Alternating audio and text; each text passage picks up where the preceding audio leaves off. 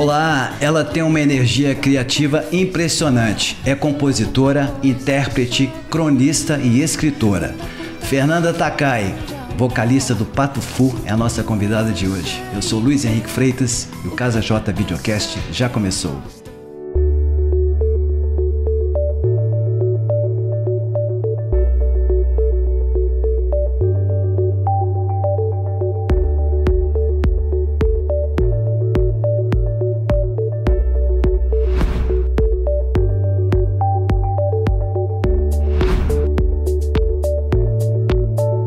Olha, para participar dessa entrevista eu trouxe duas amigas aqui, duas Danielas.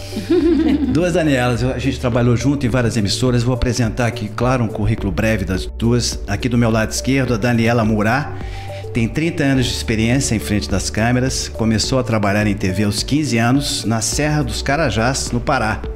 Lá na região norte, a mesma região da Fernanda. De volta a BH, aos 18 anos foi repórter do extinto Canal 25 e depois teve passagens pelas afiliadas da Globo e SBT. Na Globo a gente trabalhava junto, eu trabalhava em Belo Horizonte, a Dani trabalhava em... Divinópolis. A gente fazia o Bom Dia Minas e todo dia a gente chamava a Dani. Agora vamos a Divinópolis, ouvir as notícias lá com a Daniela Moratti, levantava cedo, 4 horas da manhã, e eu levantava 3 horas. Era isso mesmo. Né? Era uma luta. Não, Uberlândia era um pouquinho, não tinha muito trânsito de madrugada, não, eu acordava um pouquinho mais tarde. Era Uberlândia? Uberlândia. Tem passagem no SBT Alterosa, no interior de Minas, Band e Record em BH, e está há 12 anos na Rede Minas. Também a gente trabalhou junto lá. Atualmente ela apresenta e dirige o programa de entrevistas Palavra Cruzada. Isso aí. E aqui do meu lado, à minha frente, quer dizer, a Daniela Vargas, que é jornalista e gestora cultural. Sempre atuou como repórter e produtora de conteúdo no setor cultural, apresentou as mostras de cinema de Tiradentes, Ouro Preto, Cine BH e Cine Mundi. Trabalhou nas emissoras Canal Brasil, TV Alterosa, Rádio Guarani e Rede Minas, onde é diretora e apresentadora do programa Agenda, que é um programa super legal de Minas Gerais, um programa cultural e que está aí há anos na estrada. 37 anos. Olha que lindo, cara. Muito, História muito demais, bacana, né? Resistente ali, né? Com muitas lutas, mas está no ar e é incrível esse programa. De segunda a sexta, meia hora por dia, a 1 hora da tarde, ao vivo. A Fernanda Takai já foi lá algumas vezes. A gente estava conversando aqui. A Daniela falou assim: nem sei o que eu vou te perguntar, porque eu acho que eu já te perguntei tudo, mas ela vai perguntar coisas novas aqui. Então ela está na Agenda e tem paixão pela 7ª arte, cursou a Escola Livre de Cinema em BH e dirigiu o filme Maloca, premiado em Berlim em 2022, e Cidades de Cinema Belo Horizonte, uma série documental do canal Prime Box Brasil. Muito legal vocês estarem aqui. E agora aqui com a gente, a nossa convidada ilustre. Muito obrigado por ter aceitado o nosso convite.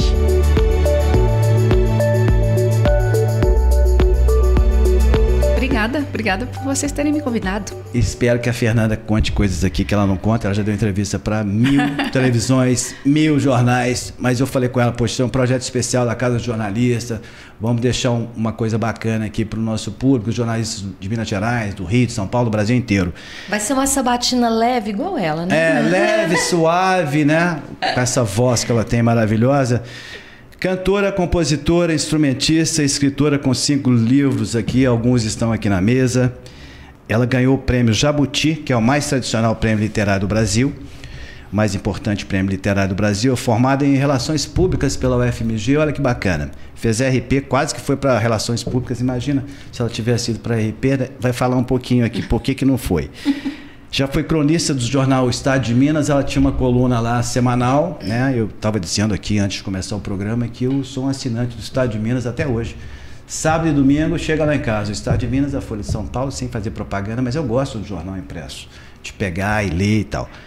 A Fernanda escrevia no jornal Estado de Minas e Correio Brasiliense, ela também é dubladora, ela gosta de prestar a voz para alguns personagens, é amante dos animais, tem alguns bichos em casa. E segundo o site dela, da Fernanda, ela tem, abre aspas, um apetite inesgotável por novos e velhos lugares, comidas, sons e imagens. Uma pessoa uma artista como ela deve sair na rua escutando som e tal, porque a banda Pato Fu, a gente vai falar daqui a pouco, eles fazem um som experimental com coisas incríveis, né? Quem ainda não viu o vídeo ou assistiu o show do... Música de Brinquedo, tem que assistir, tá no YouTube. Eu falei com a Fernanda também antes de começar o programa. Tem 2 semanas que eu só escuto Pato Fu e Fernanda tá caindo na minha cabeça, grudou, não tem como sair. Eu já conhecia, né? Mas agora eu tô escutando e é tão bacana. Aí você começa a ver os arranjos, fala, cara, que incrível esse arranjo, de onde saiu essa ideia? Então, assim, eu tô... Tá na imersão. Tô na imersão e tô pilhado aqui para fazer esse programa. Tô achando muito legal. A vocalista do Pato Fu há 31 anos, há 16 se lançou numa carreira solo. Gravou um CD de inéditas com o guitarrista Andy Summers, do The Police. Tá até vindo aí ao Brasil agora. Ele tá aqui, tá no Rio. Já chegou? Uhum. Ah, que legal. Já encontraram? Não, ele tá no Rio. Tá gravando um doc com o Menescal. Que massa. E nem sei se podia falar. Bossa Nova. Mas Bossa que bom, Nova. já tá soltando spoilers. Mas ele vai ao ar, a gente não sabe a data ainda. Não, mas ele vai no ar depois que o Summer já tiver ido embora. Fica tranquilo. Alguém vai descobrir, né? Alguém vai descobrir, só se forem aqui os nossos cinegrafistas, as nossas produtoras, enfim. Mas ninguém vai falar não, fica tranquila, tá? Lançou 20 álbuns e 9 DVDs. Tem 5 discos de ouro. Bom, eu quero começar falando um pouquinho da sua biografia, né? Dos seus pais. Seu pai era geólogo, sua mãe enfermeira. E você nasceu em Serra do Navio, no Amapá, em 25 de agosto de 71. Como é que foi sua infância antes dos 9 anos que você veio para cá? Como é que você... O que vocês faziam em casa, com seus irmãos, com seus primos, com seus pais? Lá da Serra do Navio eu tenho só memórias fotográficas, né? Porque eu saí de lá antes de completar 2 anos. Ah, não é 9? Ah, não, 9 você veio pra cá, eu com fui 2 anos você saiu de lá. É porque eu passei na Bahia, fiquei 6 anos na Bahia. Verdade, né? Então, assim, meu pai ele era filho de japoneses, geólogo, então por essas 2 características dele, ele fotografava muito. Então ele tinha muita fotografia da casa, do ambiente de trabalho dele, dos bichos que habitavam ali perto, né, do rio Amapari, na Serra do Navio, da selva, aquela coisa toda, né? Então era parece que eu fiquei lá um tempão da floresta ali, na floresta amazônica, parece que eu vivi lá um tempão, mas não são as memórias do meu pai fotográficas que eram a maior parte em slide. Então, assim, durante toda a vida que a gente teve junto, antes dele morrer, tinha uma tradição, assim, dele passar aos domingos, ele fazia a seleção dos slides de determinado momento e passava pra gente. E passava muita coisa do Amapá, né? Dessa época que eu saí de lá. Inclusive com meus irmãos mais novos, que um é baiano e o outro é mineiro. Então parece que eu tenho essa vivência de Amazônia, assim, mas não foi quando eu estive lá. Foi depois, quando eu retornei à Amazônia com a minha filha, para ela conhecer a Amazônia, né? Eu saí da Serra do Navio, fui morar em Salvador. Então, fiquei 2 anos em Salvador e depois 4 anos em Jacobina. Então, essa infância minha, antes de Belo Horizonte, foi bem, bem baiana. E o que a gente fazia? Muita música em casa, escutava bastante. Tinha aquela coisa de brincar na rua, né? Jacobina era uma cidade bem pequena do interior, então eu morava numa casa bem plana. Na frente tinha uma rua até grandezinha, assim, a gente brincava muito na rua. Atrás da minha casa, abria uma portinha, descia umas escadas de pedra, dava no Rio do Ouro. Então tinha piabinha no rio, era uma vida... Que delícia, você já estava muito perto dos animais, né? Então, era aquela infância feliz, assim, que você não tinha medo de brincar na rua, né? Você conhecia as pessoas ali, chegou o primo meu aqui de outra cidade, e ninguém falava assim, não pode, né? Hoje em dia você fala assim, nossa, nem sai, né? Você olha lá, nem cumprimenta, não fala quem é, você não sabe de onde vem. Então era uma época onde talvez houvesse menos crueldade no mundo, né? E a gente se sentia seguro, havia confiança mais nas pessoas, umas nas outras, assim. Então foi uma infância muito, muito feliz, assim, de clube, né? Você disse que escutavam muita música em casa. Que músicas que você ouvia e que te influenciaram assim um pouco? Ouvia as escolhas dos meus pais, né? Minha mãe gostava muito de música internacional. O cantor favorito dela é o Johnny Metz. Até legal. Hoje. E o Johnny Metz está vivo fazendo show, né? Sim. Perto dos 90, eu acho. Sua mãe deve ouvir até hoje, né? Escuta, sim. Gostava de Carpenters, ABBA. E o meu pai, que era que tinha essa origem, né, japonesa, assim, por parte dos pais dele, gostava de música brasileira. Então, na minha casa, eu tenho até hoje essas fitas do meu pai do tempo de estudante, fitas do Tom Jobim, lançamentos de 68, 67, 69, do Tom, que ele ouvia quando era estudante na USP. Eu tenho essas fitas. E ele gostava de Dolores Duran, gostava de Nara Leão, de Benito de Paula. Então eu ouvia essa mistura da minha mãe com meu pai e ouvia muito rádio. Aí, ouvindo rádio, por isso que eu escutei de tudo, né? Porque rádio, imagina a rádio AM do interior da Bahia. Tocava Sidney Magal, né? Tocava tudo, tocava o Gil, tocava, né, a MPB, mas tocava Odair José, tocava tudo isso, Guilherme Arantes. Interessante que, assim, você falou, eu escutava o que os meus pais ouviam, né? E hoje, por mais que a gente tente direcionar um pouco o gosto musical, a oferta é tanta. E a oferta de tanta coisa ruim que a gente às vezes fica até meio que sem ter como blindar os nossos filhos disso, né? Você acredita que se não fosse essa boa influência, você teria talvez seguido por outra profissão, teria se interessado por outras coisas? Então, na verdade, eu não achava que era... na tradição minha familiar, como não tinha nenhum músico, não tinha cantor, nenhum cantor nem nada, isso era uma coisa que para mim era um mundo muito distante, mas eu gostava muito de música, né? Mas naquela época você era tão criança, né? Eu acho que você não tinha nem essa peça. Assim, a influência, a música estava chegando e só, um cardápio que você falou aí, é um cardápio muito bom, né? É uma base muito linda, incrível, né? Não, tanto que ela gravou Tonda Takai, né? Eu gravei Bossa Nova, eu fiz uma homenagem a Nara, né? Mas é porque as crianças às vezes se interessam pelos instrumentos e também era outra época, né? Hoje as crianças veem televisão, tem o celular, então é aquela história das ofertas, né? E elas acham que aquilo pode fazer parte do mundo delas em algum momento, né? Diferente da época que a gente viveu, que você escutava ali, botava um disco de vinil na vitrola e curtia, né? Nessa salada tem musical, tem uma peça fundamental que foram os Beatles, né? E os Beatles, eles não viam só com a música. Eles vieram para mim com uma noção de, mais do que outros artistas, de que existia uma outra língua no mundo, que era o inglês, e que eu ouvia as músicas, eu gostava das músicas, mas não entendia nada que eles estavam falando.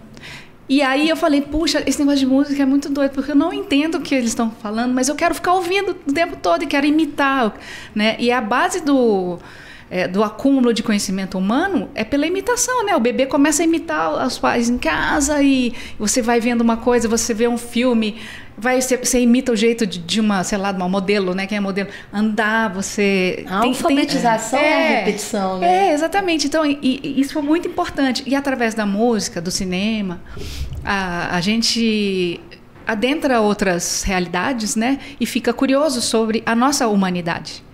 Né? Por isso que a arte é tão importante chegar. E a música tem essa coisa que você ouviu, aí você se arrepia, né? É um poder mesmo, né? Né? Você fala assim, nossa, quem tá tocando rádio, né? Aquele desespero, não tinha internet. Você ouviu uma música no rádio, você ficava esperando. O desanunciar, anunciar ou desanunciar. Uhum. Eu me lembro ainda ter passado por uma sensação dessa, a primeira vez que eu ouvi Rosa Passos. Eu tava ouvindo rádio, aqui já, em Minas. E aí eu tô ouvindo, eu falei, nossa, que voz é essa? Que voz pura, que bonita, que coisa linda, não sei o que. E nessa ocasião, acho que ela tinha sido anunciada, então não teve o desanúncio. E eu fiquei, meu Deus, que música é essa? Até eu não sosseguei. Ligou pra rádio? Enquanto não, eu nem liguei, não. Eu fui, acho que eu fui não sei se acho que foi na Bob Tostes. Eu falei, tem uma música, o Bob Tostes, né, super queridaço, assim. Uma referência. E eu ficava, gente, legal. Eu ouvi uma coisa, ele conhece tudo de bossa nova, né?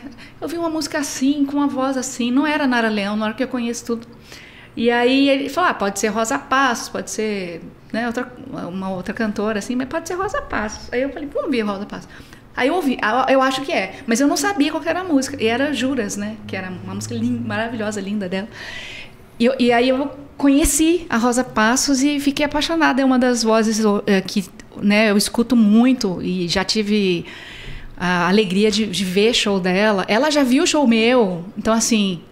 É tão bom, né, você ter essa troca com os artistas que você fica louco por eles, assim, depois um dia você vê o artista na sua plateia, né? Depois de um tempo, a roda que o mundo dá, né? Fernanda, eu quero pegar carona no que você falou e te perguntar assim, quando que foi o despertar? Que você entendeu que o seu negócio era música, que você queria... Você começou o quê? Porque você é uma multiartista. O Luiz te apresentou aqui como escritora, como compositora, dubladora, como cantora, dubladora, instrumentista, mas eu também sei que você desenha. Não, Né? mas Sim. É artista visual também. Mas qual que foi a arte que te pegou primeiro e que você percebeu que você tinha uma veia artística? Não, acho que é a música mesmo. Na verdade, assim, eu fui para a RP, mas eu entrei na UFMG para fazer jornalismo. Eu gostava muito de comunicação. Gostava muito de ler, gostava de produzir textos. Tipo, quando era... Sabe quando no colégio fala assim, tem que fazer uma redação. Aí um monte de gente fala, não, que horrível. Nossa, que legal. Eu gostava. Era uma coisa que me deixava feliz.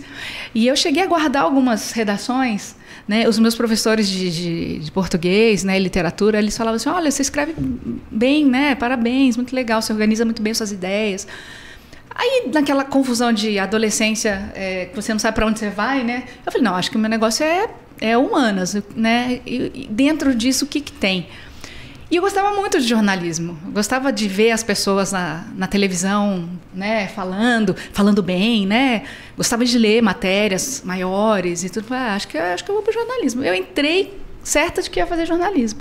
E na Federal, aí eu fiz aquele 1 ano e meio básico, todo mundo. Das três. Era Relações Públicas, Jornalismo e Publicidade. Publicidade. E RTV. Publicidade. Publicidade. A RTV, inclusive, acabou tinha rádio e televisão. Né? Na minha época tinha. E... Você deve ter feito uma redação muito boa, porque naquela época a redação... Naquela época não, até hoje a redação vale muito ponto. Vale, né? Sim. Em todos os concursos. Você entrar na Federal, parabéns. Já lá atrás, porque era difícil. Ainda é muito difícil, né? Eu fui entrar na Federal agora, há pouco tempo. Eu fiz uma graduação agora. A gente entrava era vestibular. Entrava no curso de comunicação, né? Você entrava no nível básico, depois escolhia. Mas antes de você completar a sua carreira aí na UFMG, a sua carreira não, a sua graduação... Não, mas aí eu mudei, né? Vou explicar por que eu mudei. Mudou. Por que eu fui? Porque lá você tinha a oportunidade de fazer as matérias, disciplinas dos outros cursos. Sim. Então eu fazia o ciclo básico ali, mas já puxava coisa de jornalismo, fiz algumas coisas de marketing. E, na época, o curso de RP da Federal estava entre os 3 melhores do Brasil. Eu falei, eu vou pegar umas matérias de RP para conhecer o curso, né? Também. Eu fiquei super encantada pelos professores. Realmente, os professores eram maravilhosos. E me interessei muito pela comunicação corporativa. A comunicação dentro das grandes empresas, né? Entre da diretoria para os funcionários, do presidente para a diretoria, da empresa para o público, os problemas que você tem quando você comunica mal um produto ou uma ideia, você tem um problema com o consumidor. Eu falei, gente, esse negócio é muito interessante. Eu comecei a fazer, eu vi que na verdade, eu acho que eu estava mais inclinada para ir para esse lado. Aí eu troquei. E fui muito feliz no meu curso. Eu fiz um curso incrível. Você fez todo? Fiz tudo, me formei. E trabalhei como RP. Eu fiz RP, mas eu mudei para jornalismo. Mas eu quase formei em RP. Então. Eu não tive dúvida que era jornalismo. Ainda mais quando você está numa empresa que tem uma crise para você resolver, aí fica mais legal ainda. Você levou a sua vida. Mas o meu curso que eu fiz, a comunicação, acho que ela é toda integrada, né? Cada vez mais a gente vê isso. Hoje, quem escreve tem que também fazer uma boa fotografia, saber filmar, saber que tem que ter o áudio bom. Sim, então... hoje o jornalista é multifunção. Né? Ele filma, ele edita, não é mais como na nossa época. Ele sai com kit, com celular e tudo. Entrega a matéria pronta. Tripé, luz, microfone e ele já volta só ele. Programa. E alguns ainda dirigem um carro também, vai no seu carro, no carro da emissora. Tem tudo isso. Mas o que estava acontecendo simultaneamente meu estudo na Fafiche é que eu tinha uma banda que veio do colégio, que era uma banda entre os nossos amigos de escola. Onde você estudou? no Arquidiocesano. Primeiro foi no Loyola Pampulha, quando existia, que virou Arquidiocesano. Então é isso que eu queria fazer, porque deu um gap aqui dos seus 9 até os 15, 16, 17 que você entrou na Federal. Aí você já estava no caminho da música. Já, ali. então, eu tinha uma banda de escola. É a Data Vênia. Data Vênia, depois Fernanda e os Três do Povo. Essa Fernanda e Três do Povo durou só para um festival, porque eu não tinha banda mais, eu estava meio carreira solo antes do Pato Fu. E como é que você foi então para essa banda, o Data Vênia? Que a Dani te perguntou, da hora que saiu, pô, eu vou cantar. Não, mas foi Data Vênia a primeira. A primeira, que teve outros nomes antes de... Mas eram as mesmas pessoas, basicamente. Eu tenho uma voz legal, eu vou cantar? Eu comecei a fazer... Quando eu vim da Bahia para cá, eu saí, fui arrancada, né? Que nem, não tem jeito. Você é arrancada de uma comunidade sua, da sua escola, do seu bairro, tudo. Você vem numa outra cidade. Então, eu vim para uma outra cidade que o clima era completamente diferente. A gente se mudou no meio do ano. Frio. Aqui estava muito frio. Eu morava num calor, né? No norte. Então eu cheguei aqui, aí a minha boca rachou toda, e eu tinha roupa que não segurava o frio, e eu tava meio infeliz, assim. Eu e meus irmãos, meu irmão, o outro irmão tava na barriga da minha mãe, ele é baianeiro, né? Foi feito na Bahia e nasceu aqui. Baianeiro, legal. Mas eu e o Vitor, né, que é meu irmão do meio, a gente veio assim, poxa, nossa, a gente tava meio assim, ao mesmo tempo sabia que era essa coisa do meu pai, que tinha mudado já de Salvador para Jacobina. E aí eu sempre fui muito reservada, e meus pais estavam muito preocupados, que eu tinha mudado de escola, e na escola eu falava baiano, né? Falava com sotaque baiano e tudo. E eu acho, não sei se eu relatei para eles, mas eles perceberam que eu não estava à vontade. E eu estava me fechando mais. E aí eles descobriram que quase no quarteirão de baixo da minha casa tinha uma aula de violão. E eu já gostava de música, né? Porque a gente ouvia muita música em família, juntos. Então a gente ouvia as mesmas coisas. Aí eles resolveram me matricular nessa aula de violão, porque eles achavam que a linguagem da música ia me socializar. Se eu tocasse um instrumento, eu ia me sentir menos desgarrada da minha turma que eu tinha deixado lá na Bahia, assim.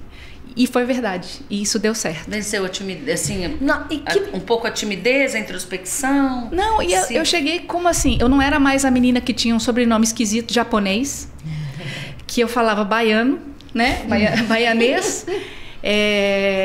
Eu era a menina que tocava violão com 9 anos.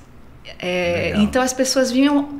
Que legal você... Eu tocava quase nada, né? Imagina, eu tocava Se a Perpétua Cheirasse, tocava Cacai Balão, umas musiquinhas básicas. Mas era o suficiente para as pessoas me acolherem, ouvirem falar comigo numa aproximação de uma curiosidade. E não assim, falando, nossa, você é meio diferente, né? E isso te encantou?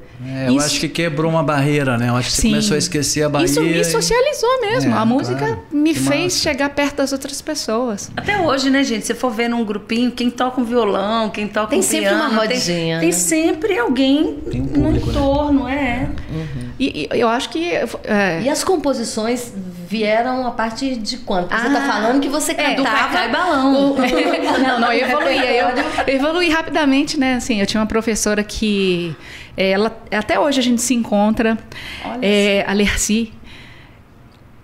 Olha que coisa interessante. A Lercy, na época que ela dava aula para mim, ela tinha 18 anos. Né? Eu estava fazendo 9. E aí a gente tinha uma diferença de 9, 10 anos. Ela era muito jovem também. E aí eu fiz 2 anos de aula com ela. E eu fui morar em Nova Lima. Meu pai, como ele trabalhava na Morro Velho na época, ele tinha que ir 5 horas da manhã, ele acordava para ir para Nova Lima. E aí meio que ele falou, olha, a gente tem que mudar para Nova Lima para para eu ficar um pouquinho mais descansado. E vai ser legal também, uma cidade pequena. A gente morou dentro da cidade, né, no centro ali, né, no clube, nas quintas ali, mas eu morava perto do Colégio Estadual Central, no final das quintas do clube, que tinha um clube e tudo mais, dos funcionários da Morro Velho. E aí mais uma vez eu quebrei a minha minha turminha. Aquela conquista toda que foi tão difícil. Aí eu fiz novos amigos. Na verdade eu fiz amigos em todos os lugares. Na verdade você estava multiplicando o seu fã-clube. Isso. Eu fiquei... Aí meu pai falou assim, vamos ficar 2 anos em Nova Lima, depois a gente volta para BH, porque você vai começar a fazer já, né, umas séries mais complicadas, né? Vamos voltar. Aí eu voltei. Quando eu voltei, reatei meus amigos que estavam todos lá e deixei meus amigos de Nova Lima, mas continuo amigos. Hoje tem amigos até hoje lá, que a gente é amiga até hoje, de Nova Lima também. E aí eu descobri que tinha gente lá no meu colégio que tinha um que tocava bateria, outro tocava baixo. E a gente pensou, vamos fazer uma banda pra gente tocar umas músicas. E tá, vamos fazer a banda, beleza. Mas aonde que a gente vai tocar, né? Assim, a gente podia ensaiar, mas não tinha onde... Quem vai conhecer a nossa banda? Todo mundo tocando um pouquinho. Aí nós mesmos inventamos, fizemos uma reunião com a diretoria e falamos assim, vamos fazer um festival de música do colégio? Que massa, hein? Aí a gente fez o primeiro festival de música do Colégio Arquidiocesano, que tinha 2 concorrentes só. Era a nossa banda e uma outra banda. Essa banda Assustados por um Gesto? Era o Sangue Azul. Aflitos. Era o primeiro nome. Aflitos. O primeiro era o Aflitos com PHY, aquele nome de banda assim. Mas que era meio que o Data Vênia já, sabe? Assim, era quase. E aí teve esse primeiro festival, um monte de gente falou, nossa, tem banda. E estimulou outras pessoas a terem banda. Aí teve o segundo festival, já tinha mais bandas, tinha 3 bandas. Então foi assim. E você já cantava, você era vocalista? No início eu era baixista e guitarrista. Olha. Tinha uma outra vocalista, mas essa vocalista, Adriana, que é minha amiga até hoje, ela falou, não quero, saiu. Eu falei, então eu canto, porque eu já... Tô aqui mesmo? Eu cantava, me acompanhava, mas não era muito. Eu não queria ser uma pessoa de frente. Eu queria estar na banda. Mas muito pela sua característica, talvez, de ser uma pessoa mais reservada. Eu queria participar, mas eu não queria que chamar atenção, né? Gente, mas é incrível, porque Fernanda é leve, é uma figura assim, toda fluida, tranquila, mas ela tá na frente de vários projetos. Acabou e mesmo por trás, né? Porque a criação desse festival foi ideia sua, né? Bastidores, né? A gente tinha... Eu acho que essa coisa de ter iniciativa, as pessoas têm desde criança. Então, assim, não foi só eu, né? Os meus amigos da minha idade, poxa, a gente se reuniu, a gente teve uma proposta, foi na diretoria, imagina, né? Tem tanta gente que teme ir falar com a diretoria, tudo. A gente foi lá, apresentou uma proposta. Tem as regras, tinha as regras, o regulamento. Você pode tocar 3 músicas, mas uma música tem que ser inédita. Porque a gente falou assim, não pode ser... A banda, ela tem que criar. E a gente não sabia como fazer música. Mas aí você criou? E a gente você que fizemos uma banda. Não, foi coletivo. Ah, tá. Num dos ensaios, sentamos no chão, falamos, vamos ter que fazer uma música. Como é que faz música? Aí cada um começou a falar uma frase. E qual música é essa? Foi... Eu lembro do começo da música. Então cantarola pra nós. A gente queria fazer uma música inteligente, né? Assim, inteligente, como não assim, nós somos estudantes inteligentes, né? Nós somos pessoas críticas. Imagina, a gente com 14, 15 anos. É assim, o homem em busca de si não para de lutar, buscando novos caminhos, tentando se encontrar, buscando uma religião de frases belas e fúteis, tentando, não sei o que tentado aplacar, não sei o que, um Deus e coisas inúteis. Era um negócio super assim. Pô, a música cabeça, hein? Muito era uma legal. música e a gente, né? Precoce demais. A gente fez a música. Eu falei, pô, que bom. E ganhou o festival. Não, nesse a primeira edição a gente perdeu. Que pena. Por isso que eu falo, gente, eu perdi, tem até a ver com uma das músicas do Patofu, né? As brigas que ganhei, né? As brigas que eu perdi, eu nunca esqueci. A gente entrou em vários festivais e a gente não ganhou várias coisas. Mas nem mas por também isso... ia ser marmelada. E o povo fala assim, criou, ganhou. Né? Não, tem um cambalacho nisso aí, gente. Esse pessoal não que pode bom ganhar. que você não desistiu. Nossa, a gente foi super ética. A gente tinha um corpo de jurados completamente independente e tudo mais.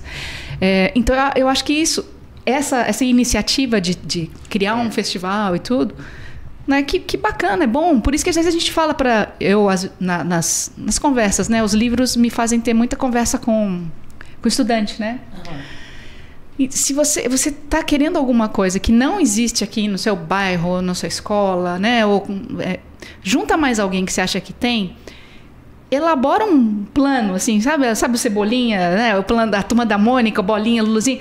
Não tem sempre um plano, secreto ou não? Faz um plano e tenta aliados e tenta fazer isso acontecer. Então, assim, muitas vezes as coisas só vão acontecer a partir da gente mesmo, né? Então, É um negócio que eu falo para as crianças. Você gosta de escrever?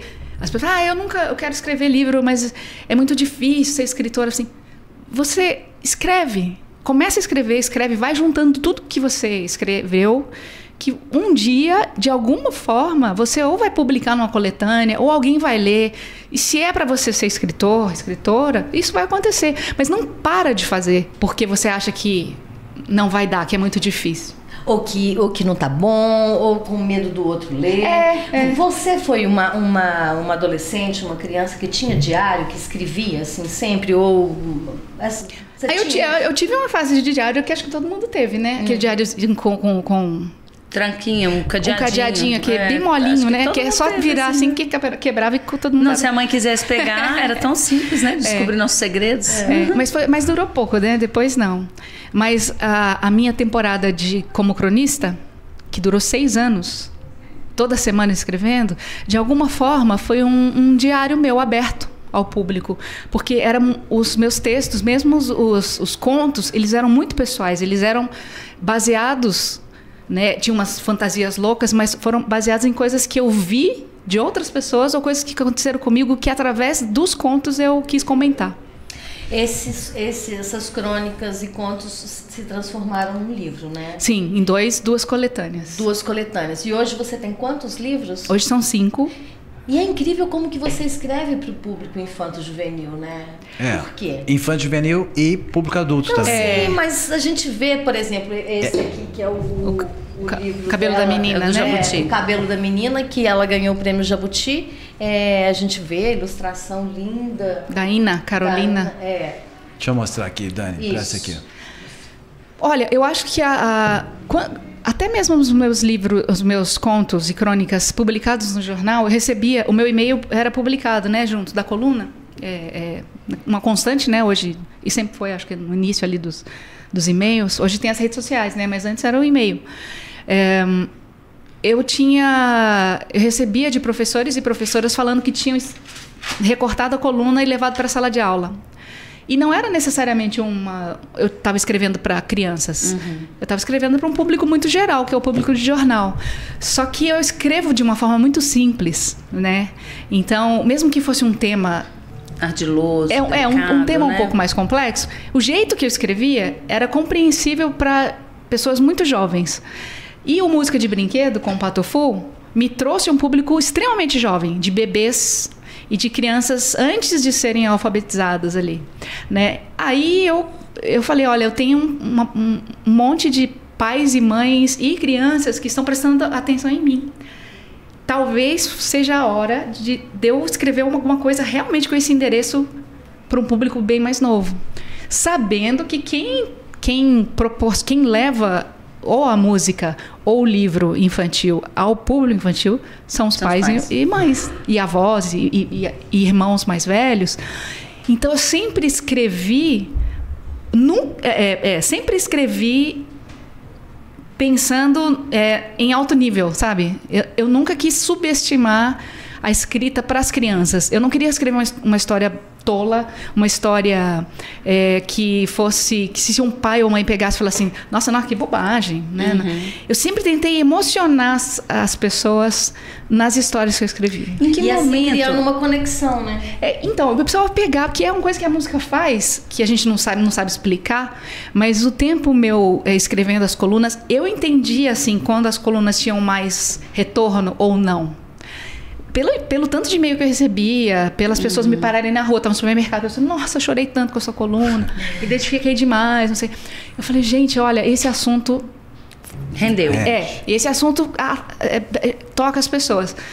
E quando as professoras me falavam dos textos, eu falava, olha, esse tipo de coisa eu posso pensar num livro indo por esse lado. Sim. Em que momento? Porque a gente sabe, né, como é a rotina de uma mulher que é mãe, que está fazendo show. E eu já ouvi diversos compositores falando assim, não, quando vem uma inspiração eu paro e escrevo. Quem gosta de escrever muito, muitas vezes também tem esse apoio de um caderninho. Em que momento você parava no seu dia e falava assim, agora eu vou produzir, agora eu vou sentar e vou escrever. A coluna? É, a coluna, os livros, tudo. Essa Essa criatividade, em que momento? Você chegava e falava assim, não, agora eu vou sentar e vou escrever. Ou não, preciso escrever agora, senão eu vou esquecer. E começava a escrever, ou digitar. Em que momento sobrava hora do seu dia para isso? Então, o negócio é você estar atento. A coluna você tem um deadline para entregar. Eu tinha um deadline. Fala aqui, né? Vai fazer essa conexão com os livros. Porque a gente trabalha em jornal, televisão. Você sabe que você tem que entregar. Sim. Então, a gente que escreve crônica, eu também escrevo crônica sobre futebol, mas a gente tem que saber o que eu vou pegar para escrever minha coluna. Então você tinha que pensar em alguma coisa para a coluna da próxima semana. E isso tudo trazia inspiração para você fazer os livros. Então acho que é legal você Mas ela ainda explicar. Tinha que cuidar da casa, do filho, do marido, fazer show. A gente também tem que cuidar das nossas para coisas. nós jornalistas, a gente entregar um texto rapidinho, alguma coisa, é sob pressão. Sob pressão. Ela também, com certeza ela vai falar. E outra coisa, você escreve muito bem. As suas colunas eram tão bem recebidas porque o seu texto é muito claro. É um texto jornalístico. Obrigada. Jornalista. Mas por quê? Porque eu acho que eu fiz, além de ter gostado na época de escrever redação, na universidade eu li muito mais e eu produzi muito mais textos. Então, assim, a produção de texto para mim não era um mistério. Eu fiz 4 anos de muita escrita na Fafiche, né? E muita análise de outros textos e de síntese, de ter que ver... Na época de RP mesmo, eu tinha que ver os cases das empresas ali e, de repente, simular, escrever E tem que ser rápido, né? Não, e você tem que, né? Assim, o problema está acontecendo, igual o deadline foi te dado, não quer saber. Eu posso atrasar um disco. O disco, assim, é flutuante. Sim, eu vou fazer um disco esse ano. Mas eu não tenho a data. Não dá. A coluna não. Então, a coluna me deu disciplina, muita disciplina. O Fernando Brant, quando ele era colunista também. Sim. Eu falei com ele, e ele vinha da música, né? Da escrita pra música também. Eu falei, Fernando, será que eu vou conseguir? Será que eles não vão me xingar pra caramba, assim? Tipo, eu vou começar a escrever e aí eles vão falar, nossa, quem é essa menina que tá escrevendo aí agora, né? Ele falou assim, olha, Fernanda, eu acho que você tem todas as condições de escrever. Eu acho que você não devia dizer não, você devia aceitar. Se você não for bem, os editores vão te despedir, fica calmo, eles vão falar, não deu, sinto muito, a gente estava errado. Os leitores vão mandar e-mail, ou o contrário, você vai ter um retorno dos seus editores, vai ter um retorno dos seus leitores. E se você conseguir atender o deadline, né, que não faltar texto, isso eu me lembro do João Paulo e da Ângela, eles falavam, a única coisa que não pode acontecer é você não me mandar a coluna. Assim, agora o que você quiser escrever na sua coluna, você tem liberdade total. Isso era fantástico. Realmente. Você assim, eu não tenho censura, você pode fazer o que você quiser. Se você quiser um dia me mandar um desenho, né? E já faça aconteceu? Sentido. Não, eu nunca mandei desenho. Porque tinha ótimos ilustradores na época. Eu falei, eu não vou me atrever a mandar um desenho. Então, eu mantive essa regularidade. Eu pedi para sair, na verdade, porque eu comecei a escrever mais do que fazer música. Porque eu tinha que toda semana ter um momento de me concentrar para entregar. Então eu fico pensando vai um salve aqui pro Fernando Brant, um salve também pro João Paulo, que te deram esse apoio. Que bom que eles te deram esse apoio, que você foi. Sim. E a Ângela também, né, que tá aí. Mas ter João Paulo e Fernando Brant no início de uma proposta dessa, que é escrever as colunas, você foi muito grande apoio. Agora, é uma pressão. O Afonso Borges também. O Afonso falou... Você tem condição, Fernanda? O que é isso? Foi como assim? Você acha que você não vai escrever? Ele também falou, vai. Mas você se dedicava tanto que começou a te tirar um pouco da música, então. Exatamente. Era isso que aconteceu. Porque o que eu tenho no Patofu, eu tenho em casa um grande compositor, o John. Né? Ele é um grande... ele escreve mais música que eu. Assim, ele tem essa coisa de escrever, inclusive, para outras pessoas. E eu... Né, a Nina nasceu em 2003, eu comecei a escrever em 2005.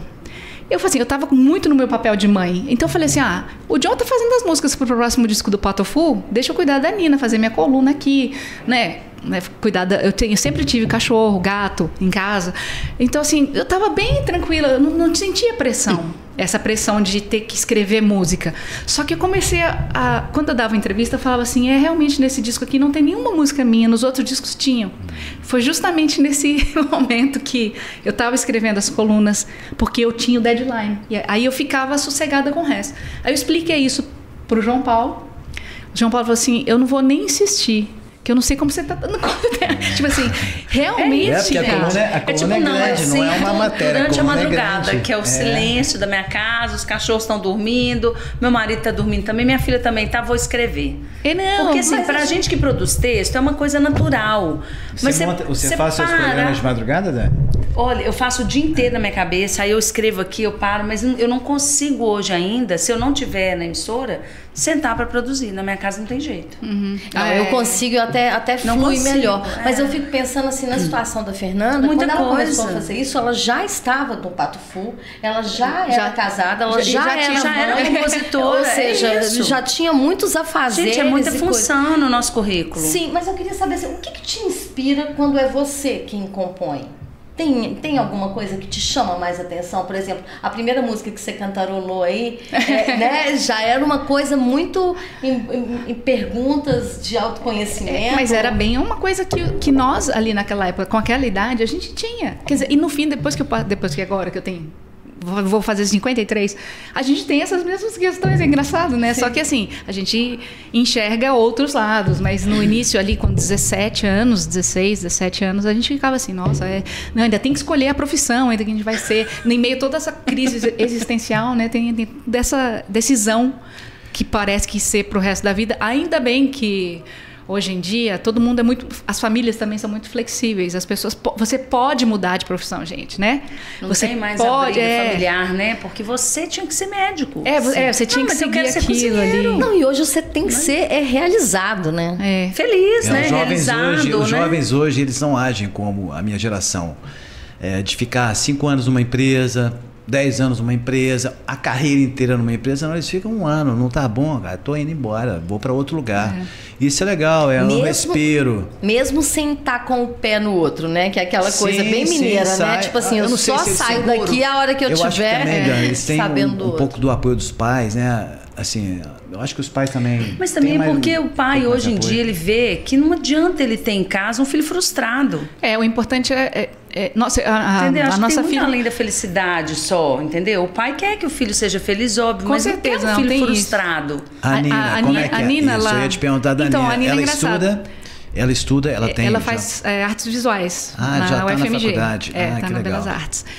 E a Nina tem uma coisa que é o contrário das outras famílias de músicos aqui no Brasil. Que você tem a família Gil, a família Caetano, as famílias, todo mundo, né?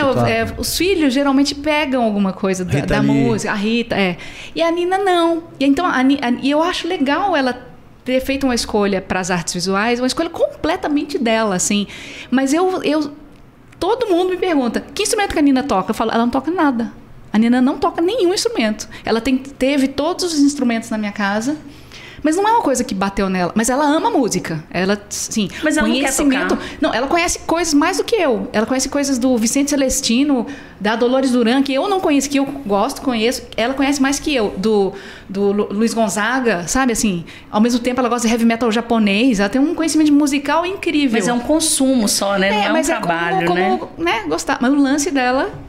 são as artes visuais, né? Então, assim, é engraçado, ela é cobrada ao contrário. Mas por que você não é cantora? Mas por que você não é? Mas aqui tem um detalhe bem interessante que eu quero reforçar aqui, que a Fernanda também desenha. E agora, para celebrar os 30 anos do Pato Fu, eles lançaram alguns clipes animados e que você participou, não participou? Não, eu desenho nada. O que eu tenho é muito...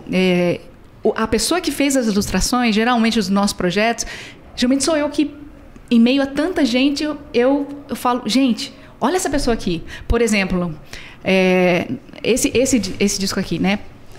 Esse artista, o Renato Larini, é um artista de São Paulo. Esse vinil é de que ano? Esse vinil é de 2020... 2020, ano da pandemia. Ele foi gravado na pandemia, né? É o ano da pandemia. Em casa, vocês, John? Eu e John. Mas esse artista eu conheci indo num bar em São Paulo que a mulher dele é a Nelly Pereira, mixologista, que, né, super maravilhosa, uma mulher incrível, e ele que faz toda a parte decorativa, faz os objetos dela. Desse bar, que é o Zebra, Espaço Zebra. E eu conheci a arte dele lá. Isso há muito tempo. O que eu faço? Eu tenho, né, um caderninho, eu falei, esse Renato Larini, super artista, deixei lá, isso, não sabia quando eu ia fazer alguma coisa com ele. Beleza.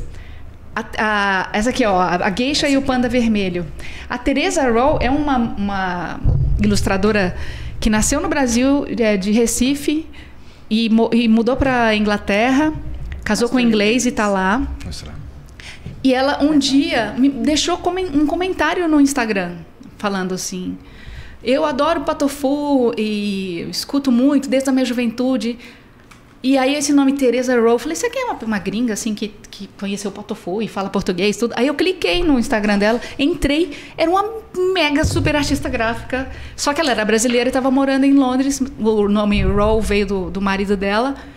E eu falei, olha, Teresa Rowe, deixei anotado. Aí quando eu fui fazer meu primeiro livro... Muita cor, né? Eu mandei uma mensagem pelo Instagram. Falei, oi, Teresa, é Fernanda do Patofu. Ela, não acredito, não sei o que. Falei assim, eu tô querendo fazer um livro infantil, meu primeiro. E eu adorei seu traço, você quer fazer? Ela, não, mentira. Não sei o que. Então, assim, eu fico muito atenta às coisas, né, que vão passando. Eu vou sempre anotando. A Ina também. A Ina, uma super jovem ilustradora, que também deixou algum recado lá. Não é recado assim, oi, eu quero trabalhar com você, quero fazer um recado. Uhum. Só que ela escreveu alguma coisa que eu achei tão bonita que eu falei assim, deixa eu ver quem é essa pessoa. Aí fui lá ver, uma super ilustradora. Falei, eu deixei anotado lá, um dia eu vou fazer uma coisa com ela. Então, tem essas inspirações, vêm ou de uma foto que eu fiz, que eu tô num lugar, ou numa comida. Essa curadoria é ótima mesmo, né? Esse caderninho é valioso. Valiosíssimo, porque os clipes... O que deve ter de gente querendo entrar nesse caderninho, gente, que agora já tá sabendo que ele existe. São vários. Eles têm na minha casa, ficam lá, tem vários. E vale demais ver esses clipes que eles fizeram dos 30 anos do Patofu, que tá lindo demais. Então, deixa eu te contar. Olha, vale a pena contar como que esse artista, o Bruno Honda, ele apareceu. Um amigo meu, escritor, o Vinícius Campos, né, escritor e ator, hoje mora em Buenos Aires, ele estava fazendo um crowdfunding para um livro dele, A História da Branca de Neve. E aí eu falei, vou participar, claro, meu amigo, vamos lá. E aí tinha que escolher uma recompensa entre várias ilustrações. Aí eu escolhi uma ilustração de uma menininha andando de skate para dar pro John, porque o John anda de skate. Uma menina meio freak, assim, meio estranha, assim, andando de skate. E aí, quando chegou minha recompensa, era do Bruno Honda, eu não conhecia. Veio junto uma outra ilustração falando assim, Fernanda, eu fiquei muito feliz quando você escolheu o meu quadro como recompensa, porque eu sou super fã do Patofu e aí ele falou, espero um dia encontrar vocês pessoalmente, que eu nunca vi vocês, nunca consegui falar com vocês. Isso faz tempo também. Agora, nos 30 anos do Patofu, eu mostrei o traço deles pro Ricardo, pro João, pra Luísa, todo mundo. Falei, cara, olha esse cara aqui. Aí todo mundo ficou apaixonado pelo Bruno. Chamamos, ele fez a logomarca, ele fez as animações junto com o Split Studio. Então são pessoas que aparecem e você fala assim, é interessante, mas se você não anotar, se você não... Sabe que hoje o mundo passa muito rápido, né? Se você não anotar e falar assim, ilustrador, ou compositor, ou assim, fotógrafo, roupa, sapato, não sei o quê. Na hora que você for buscar, fala, gente, onde que era mesmo aquela pessoa que eu vi tudo? E aí elas ocupam um pedaço da nossa história. Então, Fernanda tem caderninhos de ouro em casa. Não sei como é que eu vou fazer parte desse caderno, vamos pensar. O celular tá engolindo tudo, né? Inclusive os cadernos. Mas é bom você manter os seus cadernos. Só para dar uma passada aqui nos livros dela, antes da sua pergunta, Dani. 2011, A Mulher que Não Queria Acreditar, Contos e Crônicas. Ih, tá faltando um livro aqui, gente, agora que eu percebi. Que é o mais novo. Quando o Curupira Encontra a Capa. Esqueci de trazer. Você não trouxe, é o mais novo. É desse ano, 2023. Ele saiu pela Martins Fontes. A gente não fez o lançamento oficial ainda. Vai ter o lançamento em Belo Horizonte, vai ter em São Paulo, no Rio. Ele não fez, ele foi lançado, mas não deu tempo. Eu tô perguntando porque não tem nada que essa mulher lança que ela não vai numa agenda me contar. É verdade. Então ela vai a gente vai fazer um especial. Ela vai lá lançar o Curupira. Nossa, lá. ele é lindo. Ele é lindo. 2013, a Geisha e a Panda Vermelho. E o Panda Vermelho, Depois, 2016, O Cabelo da Menina, segundo livro infantil, que é esse aqui, muito lindo também. Todos os livros são belíssimos. Do Prêmio Jabuti. Esse é o do prêmio, né? Ele ganhou o Jabuti na versão digital. Olha que interessante, mas eu gosto do livro, né? Então, assim, quando eu fiz o contrato, que foi pelo aquele programa Leia para uma Criança do Banco Itaú. Então, eles me convidaram para lançar através da plataforma deles e tudo mais. E no contrato, eu vi que tinha uma brecha, assim. Eles estavam me contratando só para o livro digital. Aí eu falei assim, eu quero incluir que o livro de papel eu vou lançar por uma editora. E eles falaram, beleza. Assim, acho que eles nem deram nada. Fizeram muito. Aí o livro ganhou o prêmio do Jabuti, acho que talvez eles se arrependeram. Nossa! Aí fez sucesso. Não, aí eu lancei pelo SESI, né? Pela editora do SESI, que tem uma distribuição muito importante, onde eu acho que é... Porque eu fiquei muito feliz, lógico, ganhar um Jabuti pelo livro digital, mas a gente mora no Brasil que tem lugar que não tem luz. Quem que vai ter vai ter um tablet com internet para ver as animações e ver a música do livro, não sei o que, muito difícil, né? Então, assim, para ele ter, para as pessoas terem acesso, a editora do SESI foi muito importante, porque ela distribuiu massivamente nas escolas, né? A gente vê aqui pelas capas dos seus livros, pelos clipes do Pato Fu, pelo seu jeito, que você é muito criativa, né? Vocês são múltiplos, como a Dani falou. Eu queria que você falasse da sua ida ao Japão. Porque a primeira vez? Deve ser uma loucura, assim, né? Não vou nem dormir, gente. Preciso sair, preciso ver, preciso conhecer. Como é que foi isso? Eu fui já 7 vezes ao Japão. Mas a primeira vez, o meu irmão estava lá, fazendo meu irmão mais novo, o Rafael, ele é engenheiro elétrico, e ele estava fazendo... Rafael é o baianeiro. É o baianeiro, que mora em Curitiba hoje. Ele estava fazendo uma especialização no Japão, na Universidade de Tóquio, e eu falei, olha, se tem uma ocasião para eu finalmente conhecer o Japão, aproveitando que meu irmão está lá, né? Então, eu e John fomos lá em 2005. Em 2005, quando eu comecei a coluna, né? Foi em dezembro de 2005, a gente passou o ano novo de 2006 lá. Foi lá que surgiu o Made in Japão?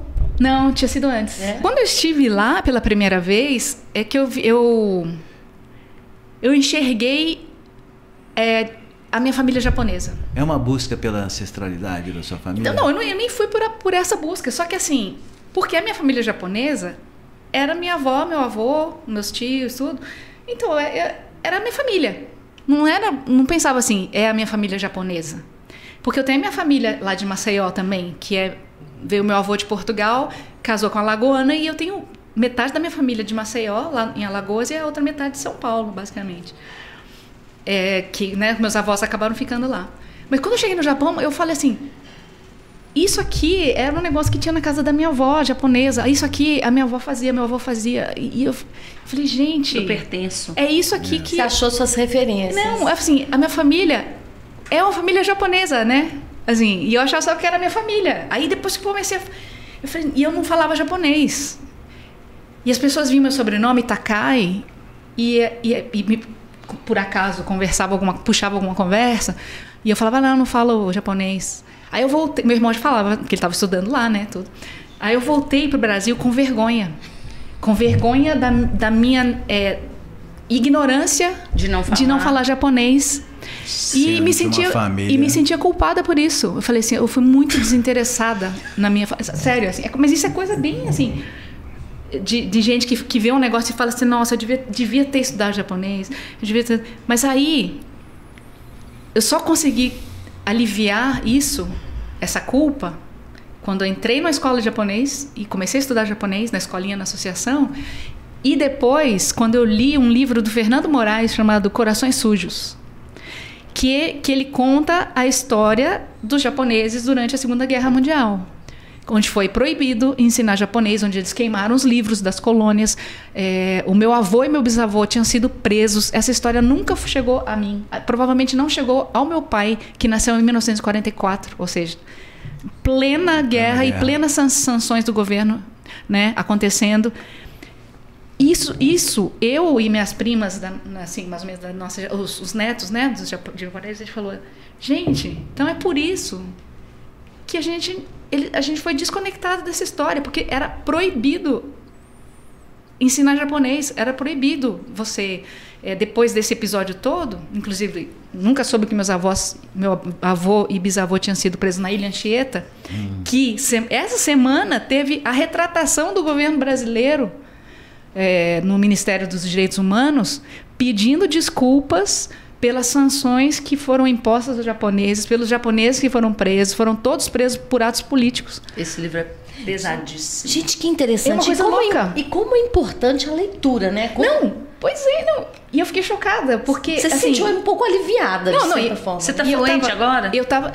Não, ainda continuo falando. O japonês, eu falei só o suficiente japonês, aí tem que morar lá um tempo, né? Não, mas eu acabei de ganhar uma bolsa, que eu conheci o Takashi Sensei, num evento em São Paulo, daquele 1, 2, 3 japonês. E ele ficou super assim, ele é fã do Pato Fu, tudo. Eu falei assim, por que você não faz 1, 2, 3 japonês? Eu falei, Takashi, acho que eu não tenho tempo. Assim, eu saí do japonês aqui, porque eu tava sem tempo, né? De ir na associação, tudo. Não, mas não sei o que. Aí eu ganhei uma bolsa, tá lá, só ativar.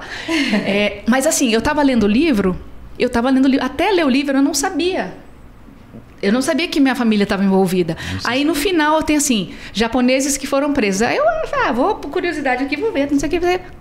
Toshita Takai, meu avô, Toshisaburo Takai, meu bisavô. Aí eu liguei para minha prima, minha prima que a gente é super amiga, Silvinha, em São Paulo. Falei, Silvinha, você tá sabendo dessa história? Eu falei, pois é, eu ia te ligar agora. Eu tô lendo esse livro, mas só que eu não li o livro todo, mas eu já fui lá no fim ver. Quem tava preso. Falei, gente, é um abismo enorme histórico. Sim. Que aí explicou por que disso tudo ter acontecido, da gente ter sido desconectado das nossas origens. Você ficou um pouco, você sentiu um pouco mais aliviada? O seu pai foi embora sem saber disso, talvez. Provavelmente, né? porque ele era um dos mais novos. Porque seu pai faleceu com 52. Com a minha idade. Meu pai morreu 52. com a minha idade. Com 52, eu vou fazer 53. Você se sentiu um pouco mais aliviada com essa história, assim, dessa então, culpa? É um alívio, mas é um alívio ruim, né? Dolorido também. É um alívio ruim, porque quantas pessoas foram privadas dessa conexão com a sua origem por causa da guerra. Sim. E por causa do comportamento que o governo teve, não só com os japoneses, com os italianos e alemães também. Sim. Só que parece que os japoneses, houve talvez seja esse negócio da disciplina, e eles levaram muito a sério. Se fosse hoje, seria um cancelamento geral dos japoneses. Exatamente. Bom, agora vamos falar um pouquinho do Pato Fu, gente? Vamos falar da parte boa agora. Vamos falar do Pato Fu. Do Japão, das origens, dos discos. Tá Pato Fu, 30 anos, tem 20 agora. Tem quantos anos que você tá com o John? 28. Olha, peraí. Como é que começou esse romance? Conta pra gente, então pode? Vamos começar com essa parte aí. Adoro. Porque, né, você começou com o Pato Fu, casou, não, mas ó, como é que foi? São duas histórias que são claro histórias que o Pato Fu começou antes mas do não tem não tem essa mesma cronologia, né? Eu conheci o John quando o John tinha o Sexo Explícito, uma banda, né? Conhecida aqui de Belo Horizonte. Eu conhecia muito pouco. E o Sexo Explícito uma vez foi para São Paulo tentar aquela coisa que banda faz, né, de ir para São Paulo e ficar lá e tentar contatos lá. E o John desistiu, voltou e abriu a Guitar Shop, uma loja de instrumentos musicais na Augusto de Lima, numa galeria que tinha ali. Que era super famosa nessa época, né? Era uma loja que era frequentada porque tinha o John. Porque tinha o John, você falou, a loja do John, né? Era do John e do irmão dele, o Zé Mauro. Mas assim, o atendimento era feito por músicos mesmo, assim, né? Aquela coisa. Gente que entende, né? Comprar uma corda de guitarra, você sabe qual a melhor corda. Exatamente. Ou você ia no Bob Tostes, ou você ia no Guitar Shop. Bob Tostes era um disco, né? Discos e fitas, Eu lembro. Aí um dia eu fui lá, e alguém me falou assim, tem a loja do cara que era do Sexo Explícito, vai lá. Eu fui lá. Fui comprar palheta, corda, não comprava nada caro, assim, né? Meu irmão, o Vitor, meu irmão do meio, ele tocava bateria. Aí eu fui lá, eu queria dar de presente para ele um prato. E aí eu só tinha dinheiro para comprar o menor prato, o Splash, pequenininho, bem pequenininho. Aí eu comecei com o John, falei, John, tu quer ir? Aí a gente conversando, eu voltei lá outras vezes. E deixei uma fita cassete da minha banda de colégio com o John. E aí ele gostou muito da minha voz. Ele chegou e falou assim, nossa, essas músicas são suas. Tinha música minha mesmo, já tinha começado a fazer, além das músicas da banda, eu tinha músicas minhas, solo. Falou, que legal você compõe, né? Você canta, você tem uma voz diferente e tudo. E ficou com essa fita aí. Aí um dia o Bob Faria, com ele, tinha os Sustados por um Gesto. e queriam uma outra voz, uma voz feminina e que alguém que tocasse violão. Aí ele me convidou para fazer parte dessa banda dele com o Bob. Um dia eu fui fazer um intercâmbio no Arizona, via ACM, tranquei minha matrícula no curso. E eu detestei ter feito isso, que eu não... Sabe aquela pessoa, não, vou entrar na faculdade, vou me formar nos 4 anos, já saí, já estava fazendo estágio, tudo assim, eu não quero atrasar minha vida, né? Aí, mas eu passei nesse intercâmbio para ser monitora de verão lá no Arizona, em Tucson. Eu falei, não, é uma oportunidade tanto. Sim. Aí tranquei, aí fui. Enquanto eu estava lá no Arizona, o John me manda uma carta. Eu e Bob separamos, não temos mais os Sustados por um Gesto. O Bob vai fazer... A gente continua amigo. O Bob vai fazer uma banda dele, que é o Yellowfant. E eu tô criando o Patofu. Eu falei, Patofu? E aí eu chamei o Ricardo, que você conhece, trabalha aqui na loja. O Ricardo era vendedor da loja do John. Ricardo Coctus. Super baixista. E aí, quando eu voltei do meu intercâmbio, o Patofu era isso. Era o John, o Coctus e eu. E era uma ideia basicamente do John. As músicas já estavam prontas, quase elas todas ali. Então eu entrei num projeto que estava meio que na cabeça dele. Só depois é que eu fui botando o meu jeito no Patofu. Então o Patofu, ali, o Roto Music, não tinha muito de mim, né? Embora tivesse, eu estava cantando, fazia os shows e tudo, mas da minha não tinha música minha, né? Quer dizer, tinha uma música minha, hoje.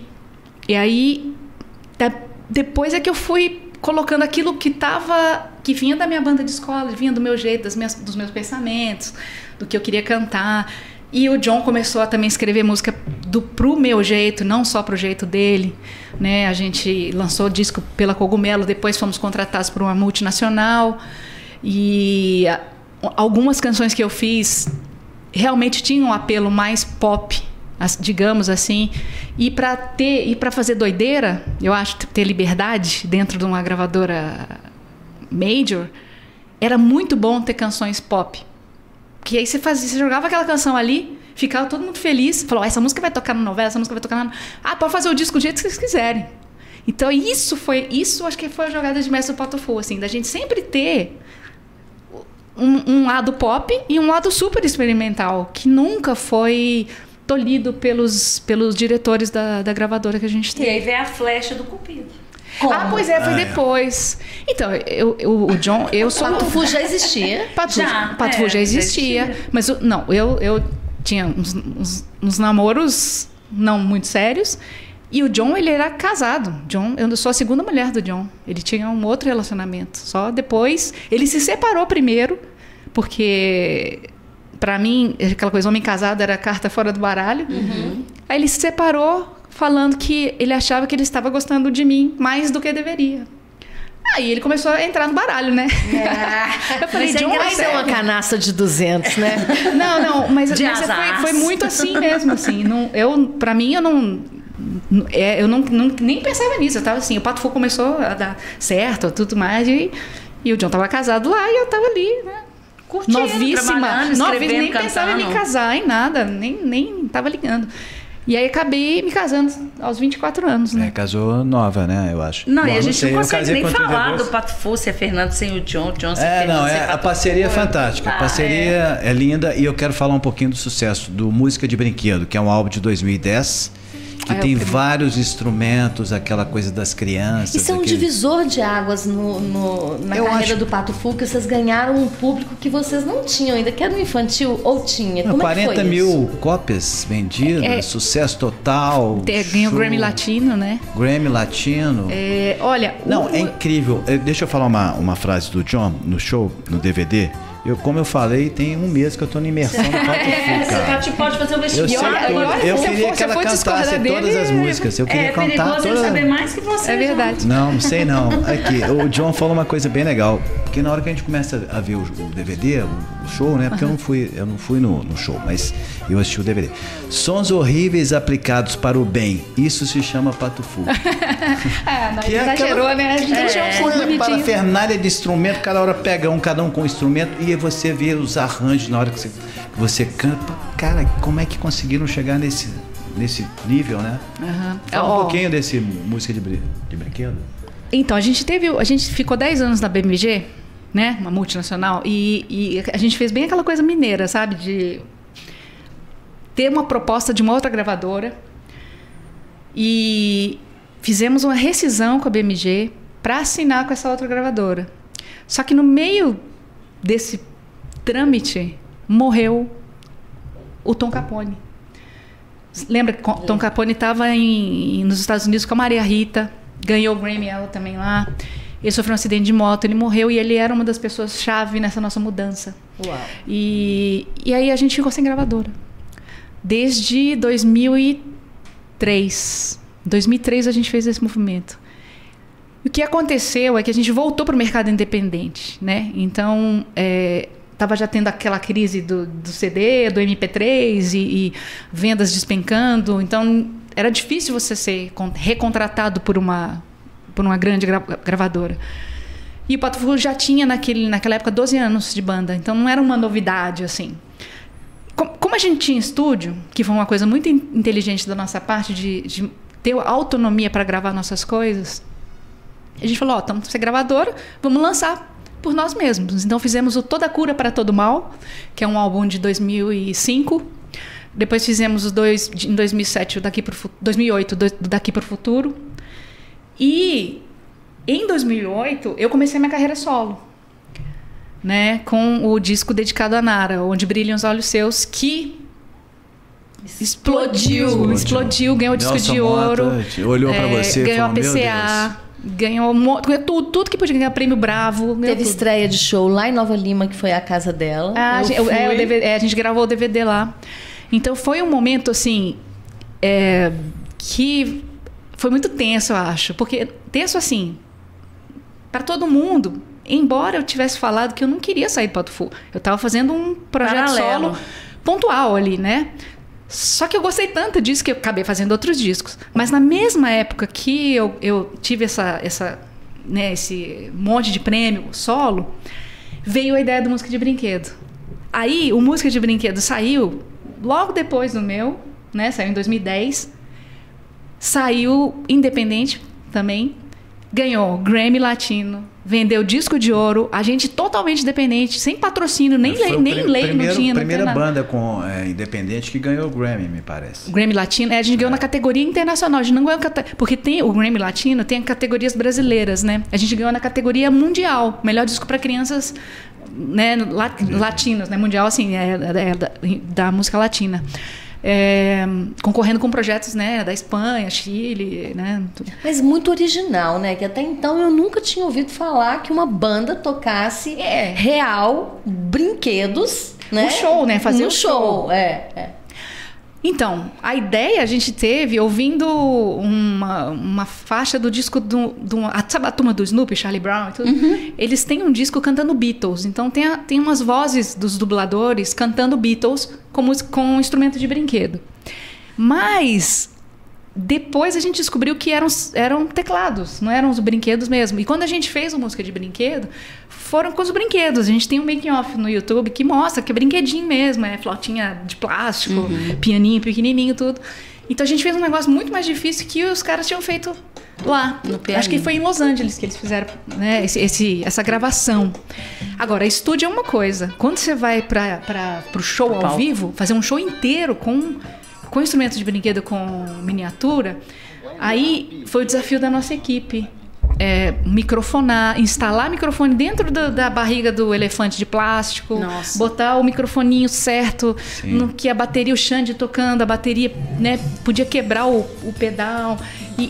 Então teve toda uma engenharia de som para levar o espetáculo ao vivo. No estúdio foi difícil, mas era um estúdio controlado. Dava errado, a gente voltava, gravava de novo. E você fazer o show com todo mundo tocando e o giramundo, né, ali performando os bonecos e tudo mais, porque as crianças que gravaram o disco não tinha como a gente levar para fazer show. A Nina chegou a gravar, né? A Nina gravou a Nina, a Mariana e o Matheus. Eles tinham entre 6 e 7 anos. Isso foi uma época em que vocês, integrantes do Pato Fu, estavam com filhos mais ou menos da mesma idade, né? Na verdade, a Mariana é filha da Fabiana e do Pierre, né? A Fabiana é filha da dona Nelsa Trombino, fotógrafa, que faz várias fotos pra gente, conhece o John desde 15 anos, mora na França hoje, mas ela tem vindo muito ao Brasil, ela documentou muito a nossa turnê 30 aqui também. Fernanda, te interrompendo, hoje a gente estava falando um pouquinho mais cedo, você tem 5 shows diferentes. Sim. Né? Acontecendo ao mesmo tempo, né? E você sempre produzindo mais. Você falou do show da Nara, né? E a gente quer saber, assim, como é que foi essa separação? Que não teve separação. Solo. Patufu, Solo. Aí volta o Patufu com o sucesso do Música de Brinquedo e adaptar todos esses shows. Como é que tá sendo como isso, conciliar, né? Porque são músicas diferentes, são arranjos diferentes, os repertórios são diferentes, são shows totalmente independentes, né? Desde o início, quando eu comecei a fazer show, o meu show solo, no começo o John chegou a tocar comigo, porque ele foi produtor dos shows, mas chegou num momento que a gente viajava tanto, o Patufu com música de brinquedo e eu como é que era solo, que a Nina estava ficando muito sem a gente. Assim, os dois, né? Por mais que minha mãe estivesse lá, por mais que a Lourdinha, né, que foi babá da Nina, estivesse lá ajudando também. Sabe aquela hora de fazer dever de casa? Assim, tipo, começou a ter um grau de relacionamento com a escola que, assim, eu tava perdendo o especial do Dia das Mães, a festinha, a coroação da Maria, não sei o quê, e o John perdendo o Dia dos Pais. Eu falei, John, cara, vou ter que te despedir. Aí eu falei, John, você não vai mais viajar comigo solo, eu vou botar outro guitarrista e você vai ficar aqui, porque pelo menos quando eu estiver fazendo show, você tá aqui com a Nina. Porque senão a Nina vai ficar, a gente vai ser muito ausente. Já tem uma culpa, não tem como não ter culpa, né? Só que assim, você tem que arranjar jeitos de melhorar a vida da criança, de alguma forma. Essa foi uma fórmula. Então o John passou a não viajar mais comigo. Passa no RH, John. Foi. Mas foi bom. Nesse caso foi bom. Porque ele também gosta muito de estúdio, ele começou a produzir outros artistas. E bom até pro casamento, que é da saudade, né? Nossa, quando eu comecei a ficar em quarto sozinha, eu falei, gente, eu tô num quarto de hotel, sozinha, depois de anos, assim, é tão bom. Acho que eu vou... Porque, assim... Acho que eu dou um vinho, soltar uns fogos. Não, assim, é bom, sabe? Porque, assim, quando você tem... diferente. Por mais que seja um casamento de muito tempo, você tem os seus combinados, né? As suas coisas que você gosta. Mas, assim, aí você chega num acordo que, quando vocês estão juntos, é de um jeito. Mas quando ele tá sozinho, é do jeito dele, eu sou do meu jeito. Eu, por exemplo, o John, ele é mais de ficar quieto, assim. Eu, se eu tô numa cidade que eu gosto e tenho amigo, tudo, eu quero sair com as pessoas e tudo mais. O John já é mais recolhido. Aí quando a gente tá junto, eu vou deixar o John lá sozinho, né? Então, quando eu tô sozinha, eu aproveito. Sai bastante. Então, a gente tem esse equilíbrio. A agenda nossa é toda aberta. Então, os compromissos vão sendo marcados, né? Os shows, tem show reserva para o meu show solo, reserva para o Patufu, não sei o quê. O único combinado que a gente tem é assim, quem assinar o contrato primeiro, fechou definitivamente a data. Porque a gente sabe como é show no Brasil, né? Pessoal, show corporativo, então, eles deixam reservado na época, né? Skank, Patufu, Jota Quest, a Ivete... Vira um leilão, né? Ira, não sei o quê. Todo mundo fica reservado. Aí, fechando com não sei quem. Aí fica a sua data lá, você chupando dedo, né? Então, a gente tem esse negócio. Olha, quem fechar primeiro, tá a data ali. E eu tracei uma linha ética de não tocar as músicas do Patufu do meu show solo. Então, assim, eu não toco músicas do Patufu. Acontece das pessoas pedirem, eu tô no meu show cantando as músicas, eu canto várias outras coisas e as pessoas, toca sobre o tempo, toca, assim, gente, essas músicas músicas minhas que eu fiz, né? Perdendo Dentes é minha também. Toca Perdendo Dentes. Essas músicas vocês vão ouvir no show do Patufu com o Patufu. Se eu começar a tocar essas músicas na minha carreira solo, fatalmente acabou esse equilíbrio que a gente tem entre a banda, sabe? Então eu acho bom compromisso, que aí valoriza a banda também. Você sabe o que é isso? Faculdade de RP. Pode ser. Sabe o que é isso? Aula de ética. É isso. Porque mas a gente estuda mesmo, né? A gente estuda ética, política, claro, né? Sociologia, o nosso curso de humanas dá todas essas ferramentas pra gente.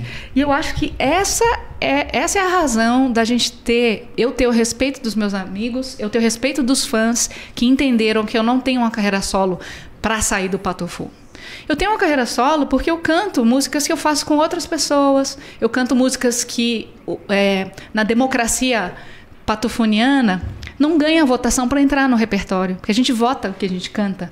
Então tem música que eu quero cantar, mas aí perdi a votação. Eu não posso falar assim, vai ter que tocar essa música porque eu quero. Eu canto na minha carreira solo. Então... Não, e você tem muitas parcerias, né, Fernanda? Eu queria até que você citasse umas, assim, o Luiz já falou da parceria com o músico do The Police. Mas tem várias outras, inclusive com Samuel de Rosa, composição. Tem de cantar eu tenho várias. Cita algumas pra gente, e eu queria saber assim, se tem alguém que você tem vontade de fazer alguma parceria e se pode revelar. Gente, olha, durante essa carreira toda aí de 32 anos, né? Eu gravei com a Rita Lee, cantando junto, no mesmo microfone. Ela gravou uma música que o John fez para ela e para o Roberto. Já cantei com o Gilberto Gil. Aqui em Minas, eu tive a alegria de ter sido convidada para cantar com as pessoas do Clube da Esquina, né? Todos eles. Eu fui no show, eu vi a sua apresentação. Inclusive, você tem uma fala no meio da sua apresentação, ela fala assim: agora o Clube da Esquina tem muitas meninas. É verdade. Foi muito bonito, né? Várias meninas, várias garotas. Tava a Mônica Salmaza, a Joyce, a Cel, né?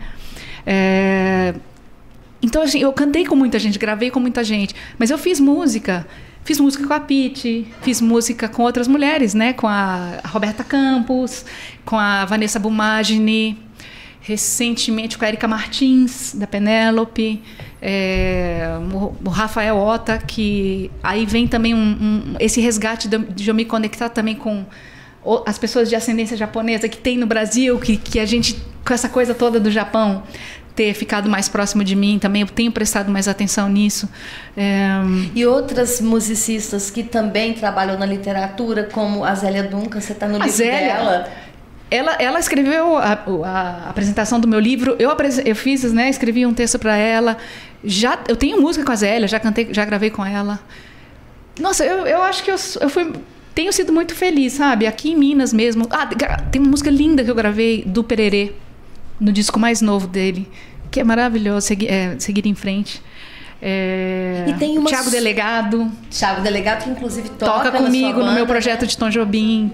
E tem um detalhe que eu adoro, jornalistas adoram contar novidades, né? Sim. Então eu vou contar a mais nova música de Fernanda Takai, junto com o Lô Borges. Conta pra gente. Essa é a música dele, da Manuela. Eu cantei, né? Sim. Engraçado que o Lô me mandou. Eu já tinha cantado, eu e Samuel.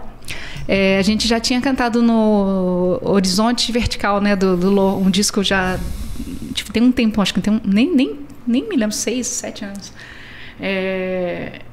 O Samuel acho que canta 3 músicas, eu canto 4 músicas, a gente faz backing pro Lô, tipo uma coisa bem luxuosa, assim, bem legal. E aí o Lô me mandou uma mensagem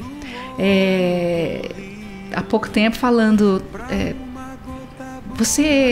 será que você não quer cantar mais uma música comigo? Eu falei, nossa, claro, que, né, manda pra mim. E a música tinha tudo a ver. A música era Tobogã. Eu ouvi, adorei. Falei, claro, vou gravar tudo. Ouvi, gravei rapidinho, mandei pra ele.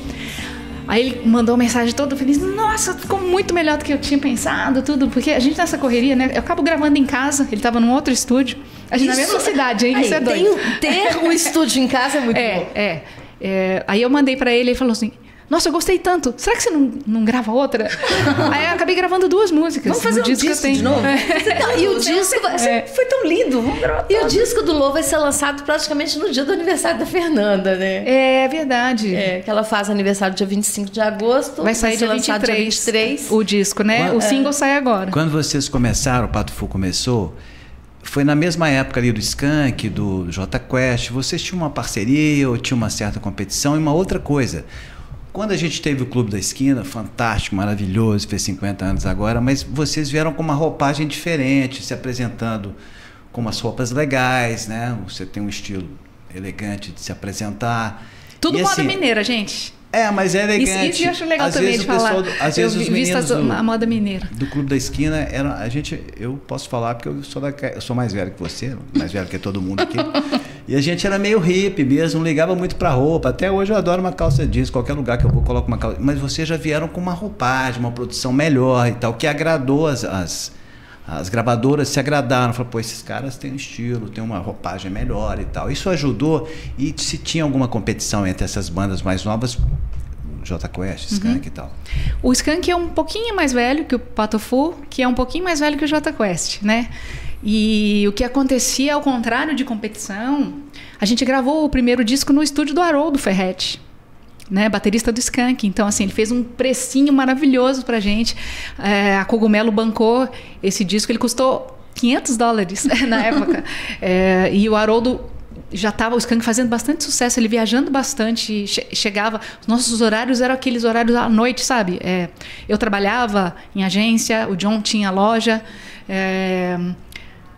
e o Haroldo chegava de viagem, então a gente trabalhava, sei lá, de 8 à meia-noite, às vezes de 11 às 3, sei lá, uns horários bem estranhos, assim. E o Skank convidou o Patofu para abrir alguns shows. Então, assim, ao contrário da competição, eles estavam dando muita força, assim, nas gravadoras, eles levavam o nosso disco, né, da Cogumelo, para as outras gravadoras, né? Escuta aí, Patofu, tanto que a gente logo saiu da Cogumelo e foi para a BMG, né? E quando o Jota Quest apareceu também, sempre teve essa... sabe por que não tinha competição também, eu acho? Porque cada banda tem o seu jeito de fazer música, né? A gente não competia com o som do Skank, nem competia com o som do Jota Quest, nem o Jota Quest com a gente. Cada uma dessas bandas... Tinha o Tia Anastácia também, tinha o Vinalize também. Anastácia. Né? Cada um tinha uma textura musical muito própria. Diesel, né? Que agora vai fazer um show aí. É verdade. O Diesel já é mais nova, né? Então a gente tinha essa... Na verdade, todo mundo dava força um pro outro. A gente tocava nos mesmos festivais. A gente ia pro Sul. E tinha uma coisa... Sim, mas tem uma coisa de estilo, pegando um gancho aqui do que você... Pegando um gancho na linguagem jornalística, quando a pessoa fala alguma coisa, você fala, vou pegar um gancho aqui, né? É uma fala dela que me chamou a atenção. O Skank tem o estilo dele. Cada banda tinha o seu estilo. Qual é o estilo do Patofu? É esse rock alternativo? É um rock mais suave? Como é que você define o estilo? Eu acho que o Patofu é uma banda de pop rock, assim como o Skank, assim como o Jota Quest. Só que eu acho que a gente faz...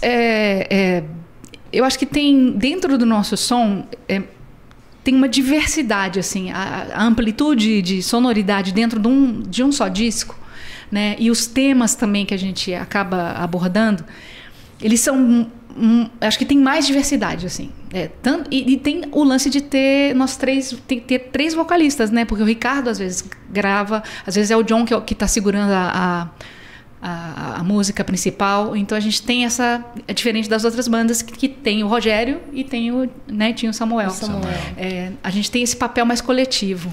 O gancho que eu ia pegar é que chegou um determinado momento, assim, que eu acho que todas as bandas mineiras estavam surfando naquela onda, porque todo mundo falava de Patofu, Skank, Jota Quest, era uma coisa nacional, não era só um sucesso mineiro, eles estavam né? Teve uma época que eles faziam mais show fora de Belo Horizonte do que aqui, exatamente, né? Essa coisa mas com uma coisa que eu acho tão interessante, tinha. Que nessas 3 bandas que a gente está falando, que são nossas contemporâneas, e um detalhe que eu acho interessante, que a Fernanda era a única mulher, a única vocalista. E continua, né? Assim, nessa seara aí. Você sofreu preconceito no início do Patofu por ser uma mulher vocalista? Então, eu nem... Já aproveitando eu nem enxergava isso como... Eu nem enxergava o preconceito, sabe? Eu tava tão... A gente tava tão... Tinha tanta coisa acontecendo que eu acho que eu tomava o preconceito por um descuido, um deslize, uma fala infeliz. Mas você chegou a sentir em algum momento? Não, eu acho que tinha uma coisa assim, por exemplo, se eu exigisse... Cara, até hoje acontece. Se eu falar assim, pô, não tem espelho nesse camarim, não tem papel higiênico no básico, né? O básico. Né? No banheiro... Cadê o sabonete? Ai, gente, mas né, pra quê? Pra quê? Às vezes eu passo o som, eu tenho que trocar de roupa no próprio camarim pra fazer o show. Mas como é que eu não vou ter um espelho pra poder me arrumar pro show, entendeu? Como se o homem tivesse que aparecer um bagaço pra gente assistir, como se o homem, né? Que me ajuda. Há homens muito mais vaidosos que a gente, né? E assim, aí fala, é a mulher. É a mulher que tá pedindo. Ou então assim, atrasou a van do Patofu. Aí vamos pensar, a Fernanda demorou para sair do banho, não sei o quê, né? Sabe assim, antes, isso assim passava, depois eu ficava pensando, gente, por isso que tem um povo que fala assim, esse rock de menina não dá, não, porque tem essas coisas. Essas coisas são essas coisas. Assim, são as necessidades femininas e algumas coisas que não são culpa nossa, mas que jogam nas nossas costas. Ou, por exemplo, alguém chegar e falar assim, não, eu vim ver o show, nem gosto não, mas eu vou ver se ela toca mesmo.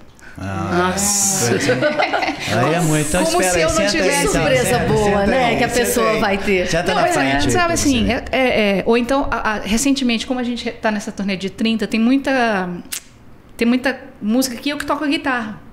E tem muita música que eu que gravei a guitarra no estúdio. Como o John é um super guitarrista, ficou na cabeça de todo mundo que foi ele que gravou. E aí, quando eu tô fazendo show, o pessoal fala, ué, mas você que toca essa guitarra? Eu falo assim, eu toco e fui eu que inventei, foi eu que gravei. Entendeu? Assim, então tem essas coisas que você vai... Como eu era muito jovem, eu tava naquela energia, né? Hoje eu vejo, né, na cena, por exemplo, mineira, hoje tem muita mulher. Tem muita mulher, mas na época em que você começou, na frente de uma banda, na frente era você. Não, e que continua até hoje, né? Hoje a gente tem grandes instrumentistas, tem bandas que tem várias mulheres na configuração, mas deu ser a mulher que é a mulher, a frontwoman. A frontwoman. E aí depois é que eu fui percebendo assim, a gente não era chamada para alguns festivais, digamos, porque talvez o Patufu fosse uma banda de mulher, uma banda que tinha uma mulher. E isso é verdade. Depois você vai conversando com as pessoas. Você, mas aquele curador lá, aquele cara lá, aí ele achava que o Patufu não era rock, não, porque tinha menina, tinha mulher. Entendeu? Assim, então eu ficava, meu Deus. Aí hoje eu vejo a nova geração que chega, ela chega cobrando. Pô, participei aqui do Sonora o ano passado, festival de mulheres.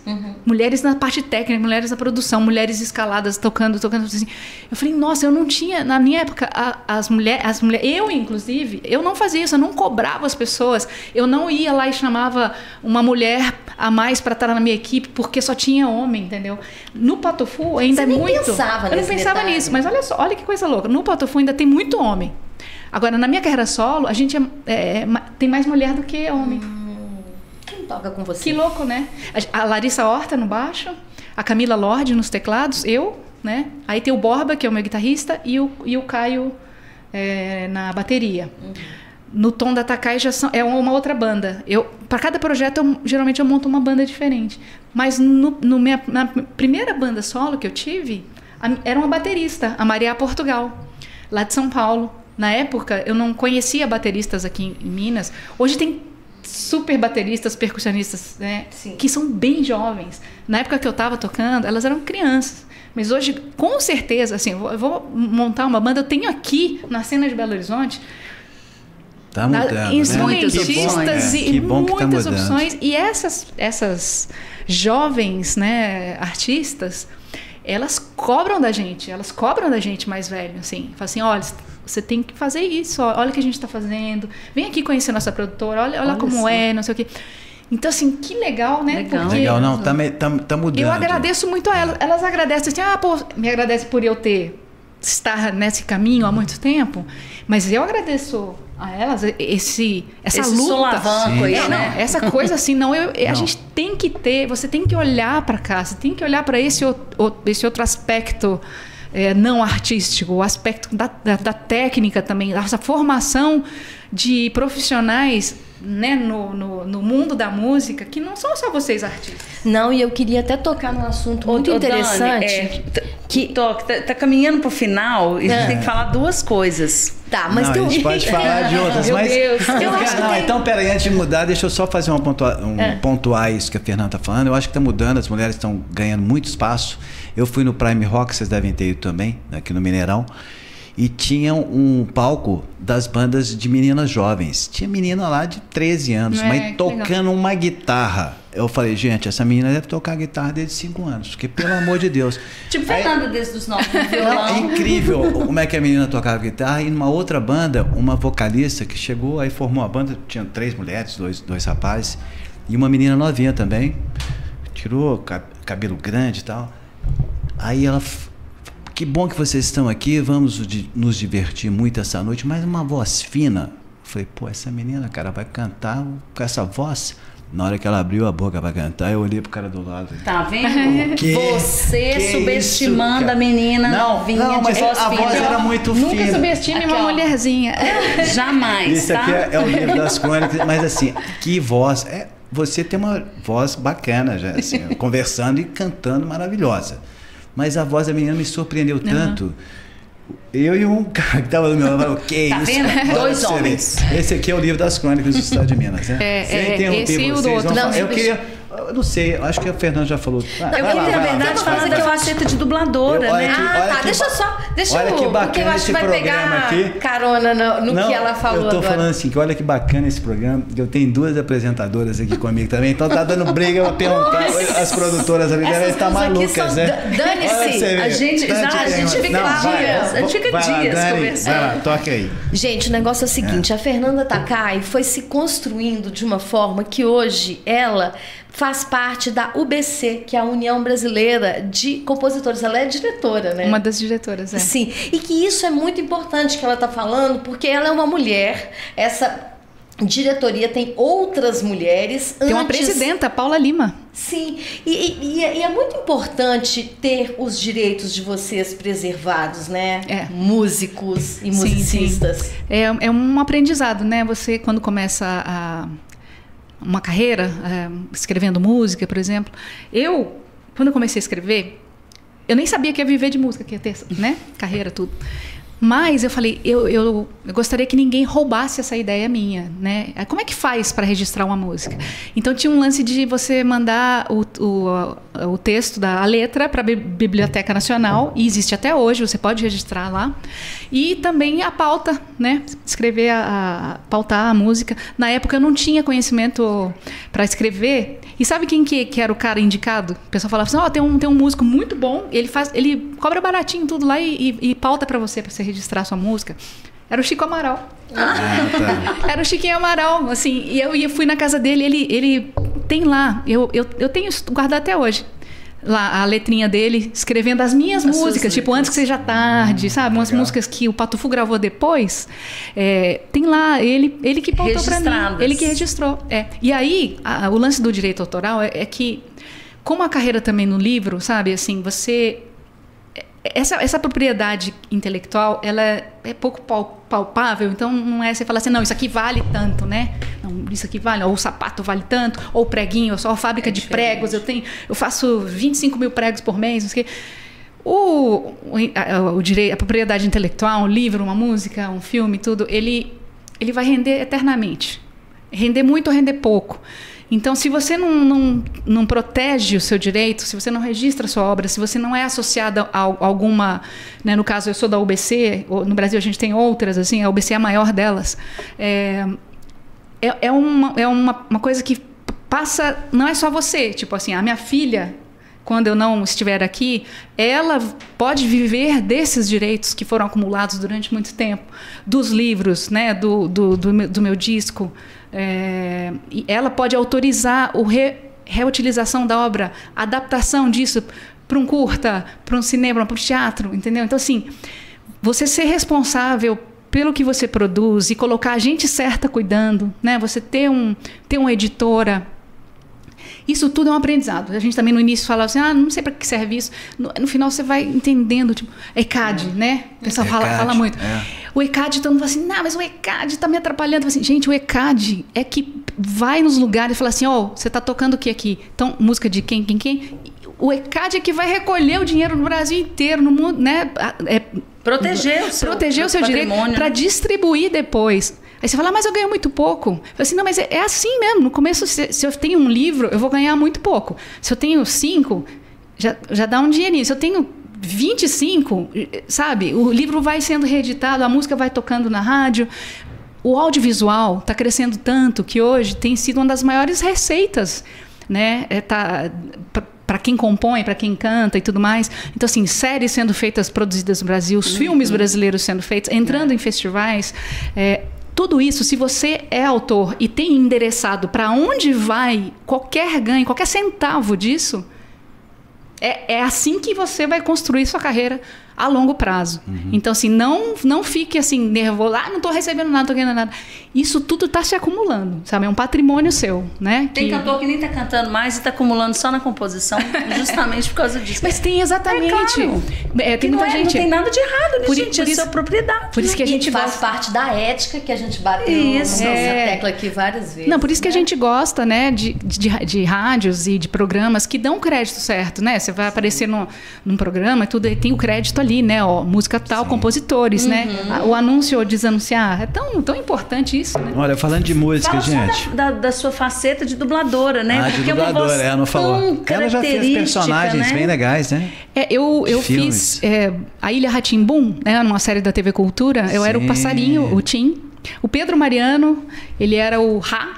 E tinha o Bucaça, que era o Bum, né? Então a gente tinha esse pedaço. Eu recentemente fiz uma dublagem para uma produção aqui de Minas, que é Felícia contra os Resíduos do Mal, que tá em vários festivais. Faz uma vozinha aí pra gente. Eu falo sempre assim. E tem a banda do Armatrux também, que é demais. Eu tenho uma voz. Porque quando a gente fecha os olhos assim, você conecta a voz com o personagem, né? Não, mas olha só.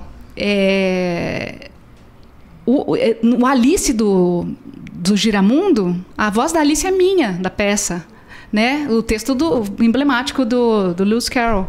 Então, assim, tem vários momentos. Ali é diferente porque eu tô fazendo.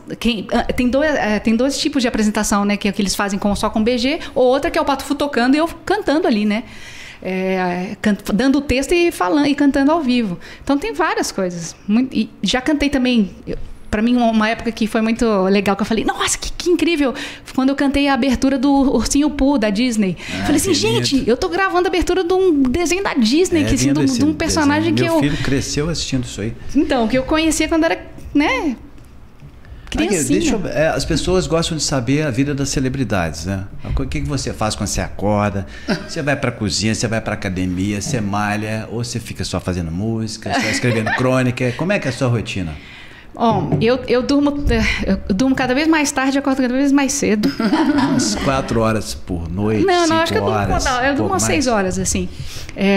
A gente pro público normal, né? Parece que a gente sai daqui e é teletransportado pro palco, né? Mas o Brasil é gigante, a gente faz trechos assim incríveis. A gente vai para Confins. Várias vezes eu saio de casa 4 da manhã, vou para Confins, né? Porque tem carga, tem aquela coisa toda, equipamento. Mas a gente vai fazer uma conexão não sei aonde, Campinas, São Paulo, tudo. Aí chega no outro trecho, aí pega uma van e vai andar 3 horas, 4 horas para chegar em lugares do Brasil que você não chega de outro jeito, né? E aí você gasta um tempo, gasta saúde, tudo, mas aí tem a hora do show que é a hora da energia total. E é legal demais. No outro dia você tem que refazer todo o percurso de volta e de repente ir para outra cidade, chegar meio que na hora de montar tudo e fazer. Então tem uma coisa física que né, que te puxa muito. Mas por ninguém que pareça, eu não faço academia, não faço nada. Assim, eu falo que eu faço subir e descer a escada da minha casa, puxar a mala em Confins, 2 quilômetros na ida, 2 quilômetros na volta. E brincar com os pets. Os meus cachorrinhos. Você gosta de cozinhar? Gosto de cozinhar. E estou, não é por nada não, mas estou cozinhando cada vez melhor. Você faz o estrogonofe de camarão bom demais ou qual que é o seu predileto? Não, eu faço vários pratos da cozinha internacional. Sushi, sashimi, Então, sushi, eu faço pratos quentes japoneses. Eu sou mais dos pratos quentes. Então, Japão. Sukiyaki, que é o prato que meu avô fazia para mim, eu sei fazer, gosto, amo, né? Sim. Curry rice, adoro fazer também. A minha família gosta também. Mas sabe que eu dei um upgrade na pandemia, né? Porque todo mundo é porque para você cozinhar bem, eu acho também cozinhar bem, a boa comida é comida de ingredientes frescos, né? E você ter o ingrediente legal para você trabalhar. Então, quando eu tô em turnê, viajo, às vezes eu volto de viagem. Aí a cenoura amarela, tempo, né? Batata baroa lá tá morrendo, o brócolis ficou amarelo. Aí você tem que sair para fazer compra e fazer não a comida. Tempo, né? Mas aí no outro dia você vai viajar de novo, você fala assim, sabe que eu compro pra fazer? Então, aí você tem que improvisar. Aí vai um carbonara, que é básico. Ovo você vai ter, né? Pimenta, queijo ralado e tudo mais. Mas assim, eu sou uma pessoa que muito... gosto de assistir programas de culinária, não gosto de programa de competição, eu gosto de... Receita. Gente, olha, eu não gosto desse negócio de a pessoa louca, né? Tendo um ataque cardíaco cozinhando. Eu acho muito ruim. E quando as pessoas te param na rua, no aeroporto, para pedir autógrafo, mesmo você estando numa maratona dessa, você recebe bem autógrafo, ou você fala, tô cansado. Vão correndo comigo. Cara, não, eu adoro quando as pessoas falam comigo, assim. Adoro mesmo, assim. Qualquer lugar. Eu não sei se acho que eu te contei uma vez que eu estava no supermercado. Eu gosto de fazer supermercado, o John também faz, mas eu gosto de ir, porque como eu sou a cozinheira oficial, assim, nada como o chefe ir pra chefe vai me matar agora. Mas quando você indo, né, escolher os ingredientes, claro, né, ver o que você quer. Sim. E várias vezes a pessoa para, eu tô lá, às vezes tá tocando uma música minha no supermercado, né? Aí a pessoa tá do meu lado assim, meu Deus, tá tocando a sua música, e é você mesmo? Eu falei, só eu mesmo. Ai, tira uma foto. Aí eu tô, sei lá, peguei uma bandeja de carne. Aí eu falei, pega, vamos. Aí eu deixo a bandeja aqui pra tirar a foto, abraçar. Aí beleza, tá, tchau. Aí eu chego no caixa, chego em casa, cadê a bandeja? Foi a bandeja que na hora da foto. Eu deixei lá, esqueci. Mas eu não ligo, não, posto de gasolina, às vezes tô lá, e você, tira foto dessa. Aí eu desço do carro lá, faço a foto. Qualquer lugar eu faço foto. Eu sou fã das outras pessoas também, sabe? Sim. Então, assim, é lógico que eu peço foto com o Gilberto Gil quando encontro com ele. É lógico que, né, sabe, vou estar em... Quando eu vi a Rita Lee a primeira vez, né, pessoalmente, né, não no show, assim, que eu pude falar, oi, Rita. Lógico que eu pedi uma foto. Ela deve ter sido uma grande referência para você. Sim, a mais como forte. É para nós. A mais forte. Sim. Mas você é uma estrela como a Rita, então não tem essa de... A Isabela Scalabrini, que é a nossa colega jornalista, ela esteve aqui, ela disse uma coisa muito importante, a gente não tem que temer a outra pessoa, porque ela entrevistou o Pelé, Ayrton Senna, esses caras todos grandes. Cara, como é que você chegava para entrevistar o Pelé? Como é que você chegava para entrevistar o Ayrton Senna? O Maradona, ela foi a primeira mulher a entrevistar o Maradona numa Copa do Mundo. Ela falou, cara, eu cheguei como qualquer repórter. Não tinha essa. Então é uma coisa que a gente tem. Você, quando fala da Rita, tudo bem, a gente acha a Rita Lee muito foda. Ela é linda e a gente gosta muito do legado. Mas você é uma estrela também. Então não tem essa. Você vai encontrar com qualquer pessoa, você é uma estrela e fica de boa. É de igual para igual. Fernanda, eu acho que todo mundo costuma perguntar isso. Eu vou fazer a pergunta diferente, mas na mesma linha. Qual é a música que te emociona? Opa, eu tenho uma listinha. A música, não. Não é que todo mundo pede, não é a que você tem que tocar no show, não é essa a pergunta. Qual é a música que mexe com o seu coração quando você escuta uma música da infância, uma música que te faz sentir saudade e que você fatalmente chore, se emocione? Porque sempre tem alguma música que mexe com a gente de alguma forma. E não precisa ser uma música sua, da banda, alguma música que mexe com os seus sentimentos. Fala, cara, essa música acaba comigo. Sabe aquela coisa meio que sertanejo? Nossa, tô sofrendo. Mas não o sofrimento em si. Aquela música que mexe com o seu coração mesmo. Tem alguma? Então, eu não diria uma música, mas tem uma voz que é muito tocante, assim, até porque eu comecei a ouvir muito cedo, que é a voz da Karen Carpenter. E é uma artista que eu nunca fiz nenhuma releitura dela. Assim, eu já gravei Michael, já regravei Amy. Pelo tanto de respeito que eu tenho pela aquela majestade, assim, sabe? Da voz dela, assim. Acho que talvez a cantora... E pela morte que ela teve, de um jeito tão...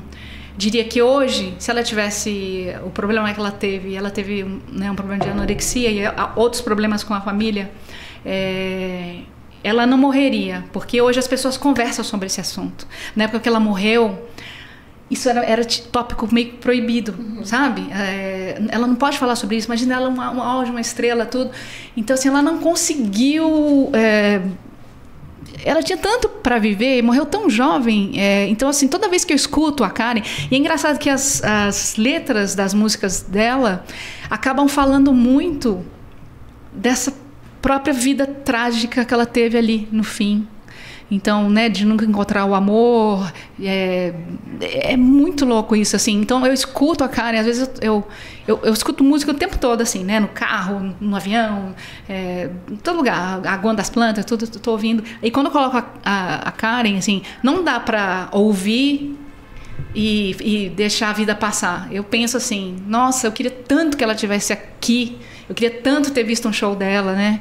E eu queria tanto que ela pudesse ter conversado com as pessoas sobre o que ela estava passando, que era um problema de saúde mental, né? Assim, então, hoje em dia, esse é um alerta, assim, que a gente, principalmente quem é pessoa pública, tem que fazer.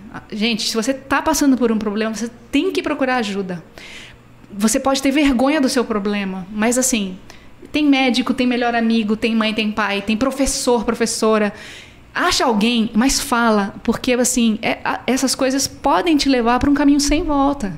Então, assim, a Karen é uma artista que me toca muito, muito, muito, muito. E eu não sei se algum dia eu vou ter coragem de gravar uma música dela, pelo tanto que a voz dela me emociona. Falando em voz... Para você viver mais, toca? Principalmente em cidades que eu morei com meu pai. Então, quando eu toco em Salvador, quando vou a São Paulo, ou Rio, lugares onde ele trabalhou... Ele trabalhou muito pelo interior de Minas, né? Santa Bárbara, Caeté, Nova Lima, vários lugares. E toda vez que a gente toca lá, vem gente que trabalhou com meu pai e fala assim, seu pai foi um homem maravilhoso, um cara muito educado e tudo, a gente sente muita falta dele. Eu falei assim, você imagina a falta que eu sinto dele. Então assim, quando eu vou cantar essa música que foi feita para ele, é bem difícil. Em Nova Lima, a última vez... Você tem que respirar muito para não se emocionar. Não. E tem lugar que... Salvador, na Concha Acústica, uma vez, chorei. Aqui em Nova Lima, a última vez que eu toquei, com orquestra, eu tive que pegar a toalha no fim e enxugar. E falei, até postaram na internet esse vídeo. Eu falo, gente, tem dia que... mas eu falei, é bom, é sinal. Quando você se emociona, é sinal que você está vivo. Porque quando você... A gente até fala, né, gente, quando você está entrando numa, sei lá, uma crise de depressão, por exemplo, você não se emociona com nada. Nem com coisas ruins, nem com coisas boas. Você fica assim, passando a vida em branco. Então, quando você sente uma emoção, quando você vê... Hoje, vendo as meninas da ginástica, eu tava tão arrepiada. Então, eu falei assim, gente, olha isso. Assim, nossa, né? Como eu tô viva, como elas estão vivas, como que é bom sentir emoção. Então, assim, a gente não pode perder isso, né? É impressionante. Fernanda, você é uma figura, você junto com o Pato Fu, mas principalmente você, a impressão que dá pra gente que assiste é que você tá se divertindo fazendo tudo que você faz. É real? É verdade, eu gosto muito. Adoro tocar ao vivo. Assim, tem artista que não gosta de estrada, né? De estúdio, de ir para show. Que gosta só de estúdio. Eu já gosto de show. O John gosta mais de estúdio. Ele se diverte no show também. Mas assim, eu faço muita questão. Todo trabalho que eu lanço, né? Assim, ou disco, ou livro, a coisa que eu mais quero é encontrar as pessoas, assim. E encontrar as pessoas é fazer o show e ficar depois atendendo as pessoas. Né? Tirando foto, autografando. Ou a pessoa me contando um negócio. Foi minha mãe que mostrou a sua música pra mim. Foi minha avó que mostrou. Não, e ela é tão atenciosa, gente. Sigam essa pessoa no Instagram. Ela responde mensagem que a gente manda, comentários. Eu acho isso tão bonito, tão delicado. E o meu Instagram é tudo meu mesmo, assim, né? O Twitter, o Instagram são coisas que eu administro mesmo, assim, que eu que posto e tudo. A gente tá com quase 2 horas. Vou pedir mais uma pergunta pra você. Eu nem vou perguntar. Nem vou perguntar. Eu vou pedir pra Fernanda cantar. Eu quero... A gente está esperando esse momento, não vai perguntar. Olha, eu falei que eu tô na imersão, né? Eu tenho muitas músicas. A música que eu mais... Eu tenho umas 3 que, assim, são as minhas preferidas, tá? As mais pedidas. As minhas mais pedidas. Eu acho essa música linda e eu acho que é um rock and roll puro na veia, o Eu. Aí tem Ando Meio Desligado, que eu acho lindo. Tem todas aqui que eu vou falar, eu acho lindo. Sobre o Tempo, Frevo Mulher, Depois, Por Perto, mesmo que seja eu também, do Erasmo Carlos. Do Erasmo, muito lindo. Canta um pouquinho pra gente, gente... É uma curiosidade, né? Essa minha entrada na UBC, eu entrei justamente no lugar do Erasmo.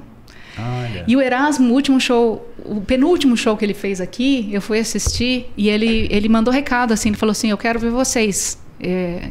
os patufus. Ele fala, eu quero ver os patufus aqui. E eu e John fomos lá antes do show. Ele abraçou a gente, tiramos fotos junto, até postei no meu Insta, tudo. Que legal. E durante o show, ele falou, aqui em Minas, não sei se vocês sabem, mas eu tenho filhos mineiros, né? Aí ele falou assim, e 2 deles estão aí, a Fernandinho e o John, do Patofu. Eu falei assim, eu tenho uns outros filhos mineiros também, os meninos do Jota Quest e do Skank, só que eles não vieram no meu show. E tava lá eu e John. Então, é uma pessoa incrível, assim. Eu também já cantei com o Erasmo, tem 2 músicas lindas que a gente fez no Som Brasil, cantando junto. Então, assim, é muito emocionante você ver um ídolo do tamanho do Erasmo parar o show para falar da gente, né? Sim, agora final da carreira, né? Porque ele já faleceu, mas os últimos anos dele foram muito bons, de showzaços. Muitos shows bons. E ele fez um show na Praça da Assembleia, um dos últimos shows da vida dele foi aqui também em BH, na Praça da Assembleia. Desse eu tava viajando. Vai lá. Nossa, o que eu vou cantar? Vai lá então com o Erasmo. Começa com, mesmo que seja eu, não? Não, então eu, que é a minha predileta, um trechinho. Vamos ver. Eu é uma canção da Graforrest Larmônica, uma banda contemporânea do Patofu, né? A gente escolhe às vezes canções de outras pessoas, além das que a gente mesmo faz. No caso da Graforreia, foi muito importante que era uma banda que vinha ali, né, de Porto Alegre, e a gente conhecia a banda, mas tinha muita gente que não conhecia, né? Então, assim, como o Patofu era um pouquinho mais conhecido que eles, a gente falou, vamos gravar porque mais gente vai conhecer. E realmente virou um super hit do Patofu, mas a composição é do Graforreia. É assim... Eu queria tanto encontrar uma pessoa como eu, a quem eu possa confessar alguma coisa sobre mim. Quando acontece um grande amor, assim como você e eu, o tempo passa por nós dois. Não lembro o que aconteceu. Queria tanto... Sim. É um mantrazinho. Um mantrazinho e um ritmo acelerado. Sobre o tempo, que é do John. Sobre o tempo acho que um trechinho. É a música que não pode faltar, né? Se a gente não tocar... até a gente pode cantar junto. Então, pode. Agora, Dani do céu, como é que você fala? Tô brincando. Não, Olha que bonito vai ficar, A gente faz assim. Tempo, mano, velho, falta tanto ainda eu sei pra você correr macio. Como une o novo sedã. Tempo, tempo, tempo, mano, velho. Tempo, tempo, tempo, mano, velho. Vai! Vai, vai, vai, vai, vai, vai. Tempo, amigo, seja legal. Conto contigo pela madrugada. Só me derrube no final. Pra você viver mais. Não foi de tudo ruim ainda. Nossa, maravilhosa. Tá bem. Então, vocês entraram no tempo certinho. Aí, tá vendo? A gente Que ótimo. Pra você viver mais, Dani Vargas, Dani Murá. Olha, pode isso. Tá pedindo várias Não, eu não vou canções. pedir não. Só pra viver mais então. Para não te abusar. Nunca pensei um dia chegar, te ouvir dizer não é por mal, mas vou te fazer chorar. Hoje vou te fazer chorar. Não tenho muito tempo. Tenho medo de ser um só. Tenho medo de ser só alguém para se lembrar. Alguém para se lembrar. Alguém para se lembrar. Tam, tam, tam. Aí entrar no refrão, vocês vão entrar comigo. Tam, tam, tam, tam, tam. Faz um tempo eu quis fazer uma canção pra você viver mais. Faz um tempo eu quis fazer uma canção pra você viver mais. Muito bom. bem. Um salve aqui para o seu Seu Vitório. Seu Vitório, pai da Takai. Fernanda, um salve para ele. Muito linda essa música, que você continue fazendo esse sucesso todo. E fala pra gente 2025, o que a gente espera do Pato Fu e da Fernanda Takai, pra gente encerrar. Nossa, a gente tá com... Bom, esse projeto com a orquestra Ouro Preto é o disco mais recente que saiu nas plataformas. A ideia é tentar levar para as outras capitais, né? Pato Fu segue com essa turnê dos 30 anos, que já são 32, pelo menos até o começo do ano que vem, 2025. 2025 tem um projeto já pensado. Gente, e tem a nossa série que passa na Nickelodeon, junto com Giramundo, música de brinquedo, a série, já tem 2 temporadas, né? Então quem não assistiu pode ter, tá cheio de reprise aí. Em breve ela vai também entrar no nosso canal do YouTube. Então quem não assistiu nenhuma temporada, vai pro YouTube do Pato Fu, e aí vocês podem acompanhar, que é muito legal. São episódios de 9 a 10 minutos, a produção toda feita aqui em Minas Gerais. Né? Mais uma vez a força do audiovisual, né? A Nickelodeon vai para a América Latina toda, então a gente espera também que isso continue, a gente continue também fazendo mais coisas, fazendo mais clipe, né? E as outras coisas a gente não revela não, porque o Pato Fu é sempre aquela coisa, parece que a gente está quietinho, mas está só costurando. Uma caixinha de surpresa. Daqui a pouco já surpresas muito boas. Sempre. Tem 2 singles meus que vão sair esse ano ainda. 2 datas importantes, eu resolvi gravar em breve, você saberá. Inéditas. Não, são músicas muito conhecidas que estão... Uma está fazendo 60 anos e outra é uma música que é dedicada a um grande amigo meu que vai fazer 80 anos. Que bacana, vamos aguardar. Por aí dá pra gente filtrar, hein? Gente, tá... Não, e tá demais. Investigativo. Bom, foi um prazer, 2 horas de conversa aqui com a Fernanda Takai. Nossa, daria mais 1 hora, né? Mas eu acho que a gente tem que encerrar. Foi muito bom. Muito obrigado, Fernanda, por ter aceitado o nosso convite. Sensacional. Dani Vargas e Dani Moura também, muito obrigado. Foi muito divertido fazer com vocês, porque vocês perguntam muito. E é muito legal. E esse a gente nasceu para isso. E foi muito rico, que aí rendeu muitas coisas. Eu deixei de entrar em muitas questões, mas você trouxe outras novas e bem legais.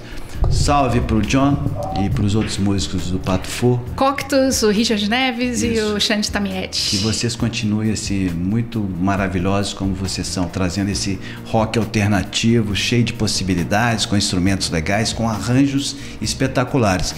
Entre lá no Spotify, coloca lá Pato Fu e vai curtindo, vocês não vão parar de ouvir, até conhecer toda a obra, o trabalho da Fernanda e do Pato Fu.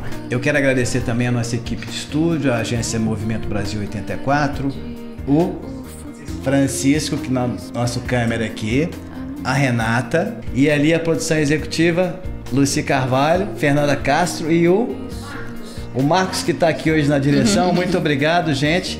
Tamo juntos. Encontraremos no próximo programa. Tchau. Tchau. Vem, preste atenção.